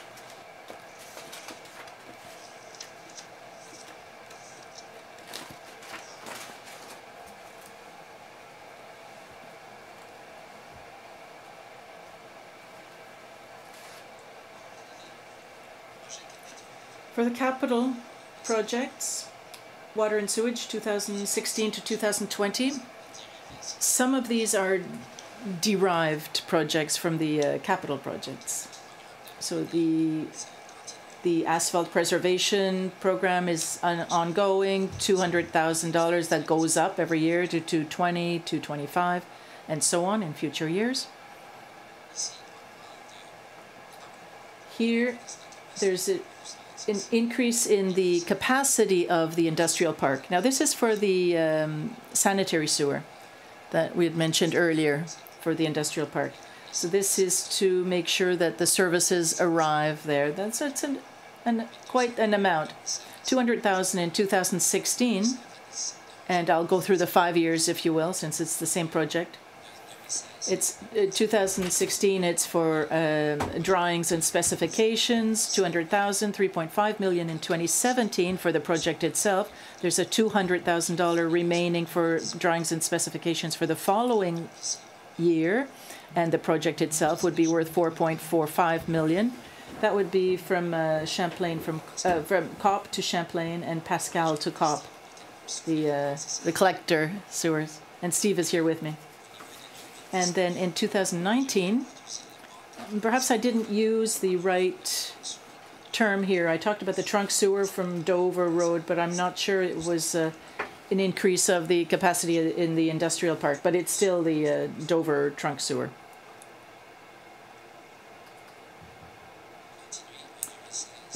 Moving on, 2016, there's a sanitary sewer for and the sanitary sewer on Chartersville that was in the, as we mentioned earlier, the extension of Du Collège Street, and it's $641,000 in 2016 and 1.1 million for the water and sewage part in 2017. The water counters, water meters will continue. All those that are more than 10 years old will be replaced, so that we include an amount in the budget for that. And also,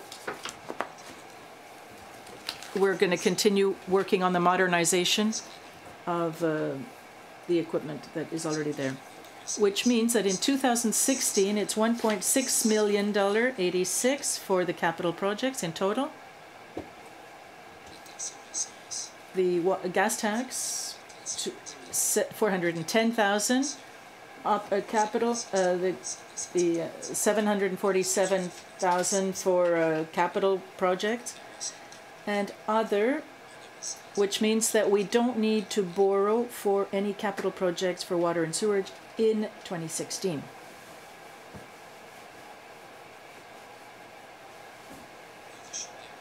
Now, since I've started, I can continue on 2017 to 2020 if you want, unless you have questions.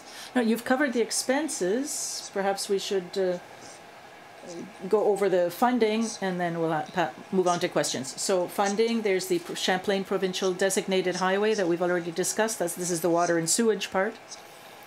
So it's continuing on from 2017 to 2020. Dieppe Boulevard, same thing, 720,000. And the upsizing of the sanitary sewers in 2017 and 18, 20,000 and 17,000.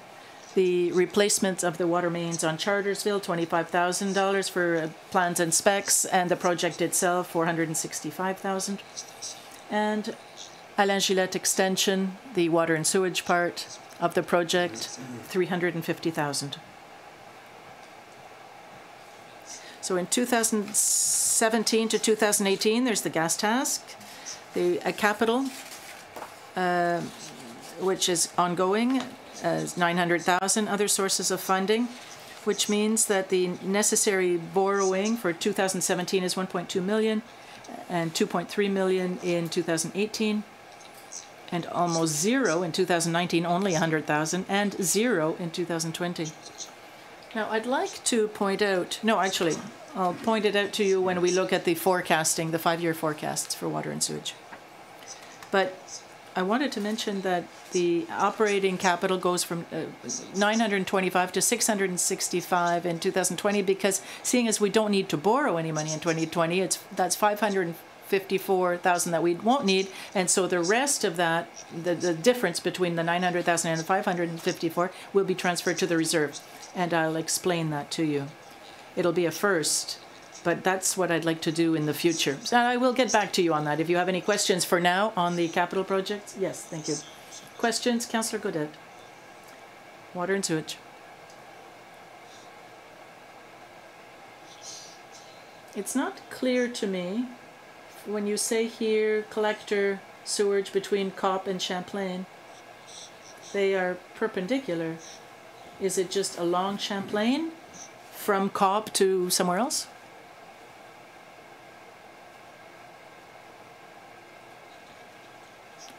It's a collector.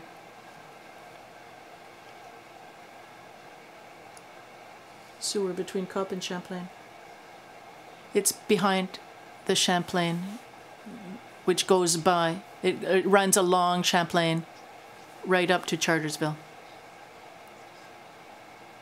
and end up on Thomas eventually.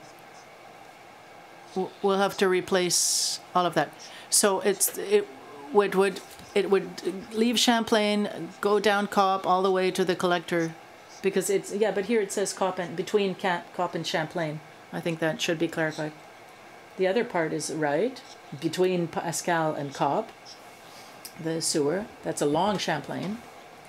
Am I right?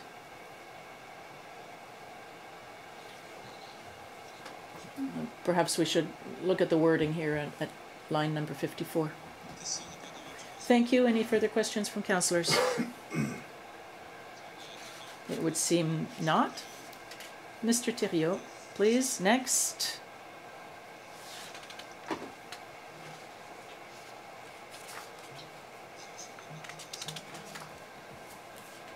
The financial impact. Yes, so under tab 12, the second page, unless I'm mistaken.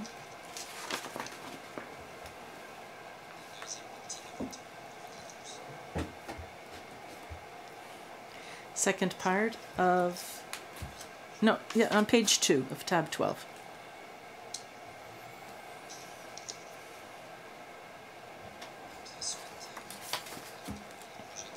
So here, we've just gone through the capital projects. Now, what will be the borrowing that will be necessary?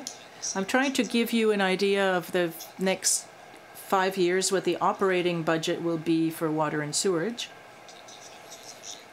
User fees will be going up every year because there's a $5 increase to Transaqua and because of the amount that will need to be borrowed. So the user fees will go up from $900 to $941 in 2017 to a $60 increase to $1,011 in 2018, and so on and so forth. $20 in 2019, and almost the same in 2020.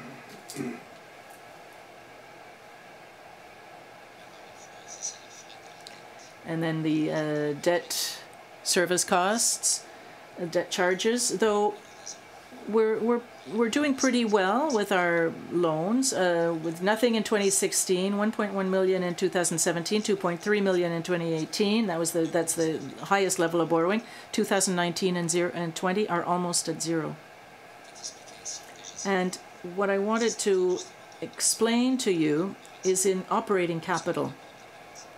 When we are able to put 742 or 860,000. If we can increase that amount by 2 or 3% every year in order to pay our capital projects from what we receive from the operation of our water and sewerage, up until 2020, we can see that the operating capital goes back to 154,000, but that it's going up. The transfer to the reserves goes up. In other words, by 2020, what it means is that in English we say pay as you go, which means that the capital projects will be 100%, well, not 100%, but funded, but between the we won't need to borrow any more money because we have the gas task and the operating capital, so we can continue putting money into the reserve fund. So we talk about asset management, but this is what we should be able to do at one point, to put money aside for our asset management because our assets are getting old. I mean, we're lucky here because our assets are fairly young, but within 10, 15, 20 years from now, we're going to have to put enough money aside for asset management. And that's a really good step in the right direction.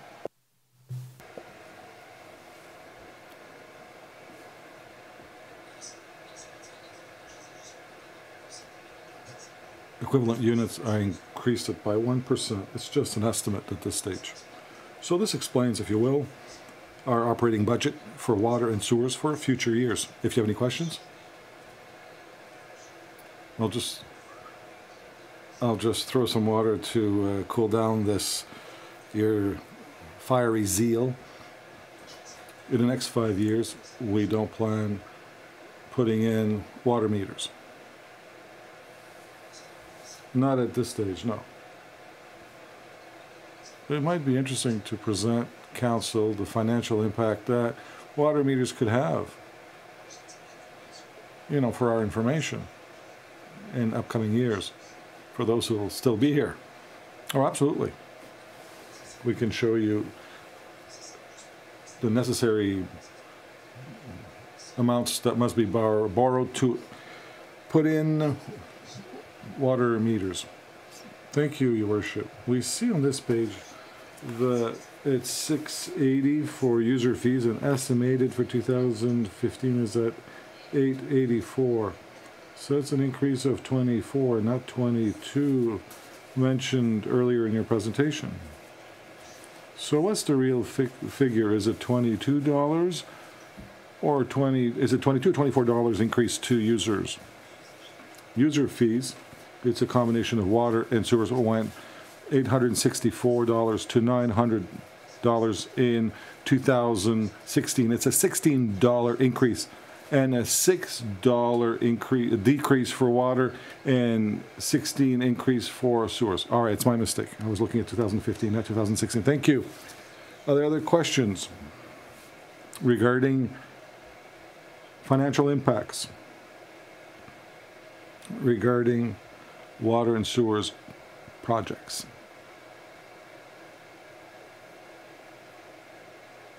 I don't see anyone with any questions. So, this ends my presentation that I had prepared for both today and tomorrow. So that means we're off tomorrow night. It's a day off. I would encourage council members nonetheless to continue and follow these debates and developments until the 14th of December, when the final budget presentation will take place. There may be some adjustments required once we have the final information from our friends at the provincial level. We know that over the last few years we've had a reduction of our assessment rate by the province, and we know there will be many more calls made when it comes to property assessment, and I think this will continue on. So it'll be interesting to see what impacts this will have on our municipality this year. We know last year we lost $900,000 in real estate value through these assessments. I know there was a new company that was created in Brunswick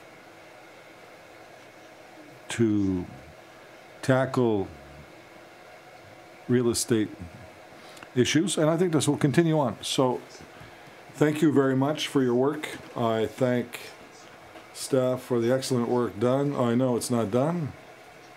There's some touch-ups required, but we truly appreciate your work, and I speak on behalf of council. The work that was done, especially by cutting or saving 4%. Yeah, 4% in savings in our expenditures.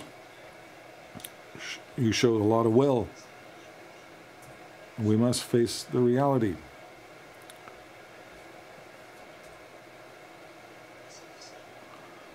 When our tax rate was smaller, our rates were lower, but you know, now it's the opposite. So we can't always look at the issues of percentages, but also each dollar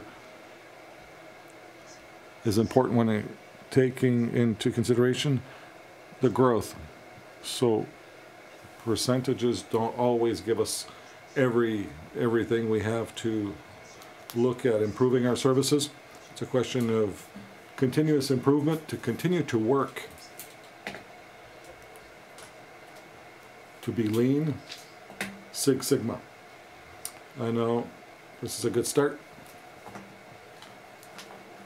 I'm pleased to see that this work is taking place through staff throughout the city, and make sure that our staff is as efficient as possible. And I'm sure that it's important to all of us. So thank you. Have a pleasant evening.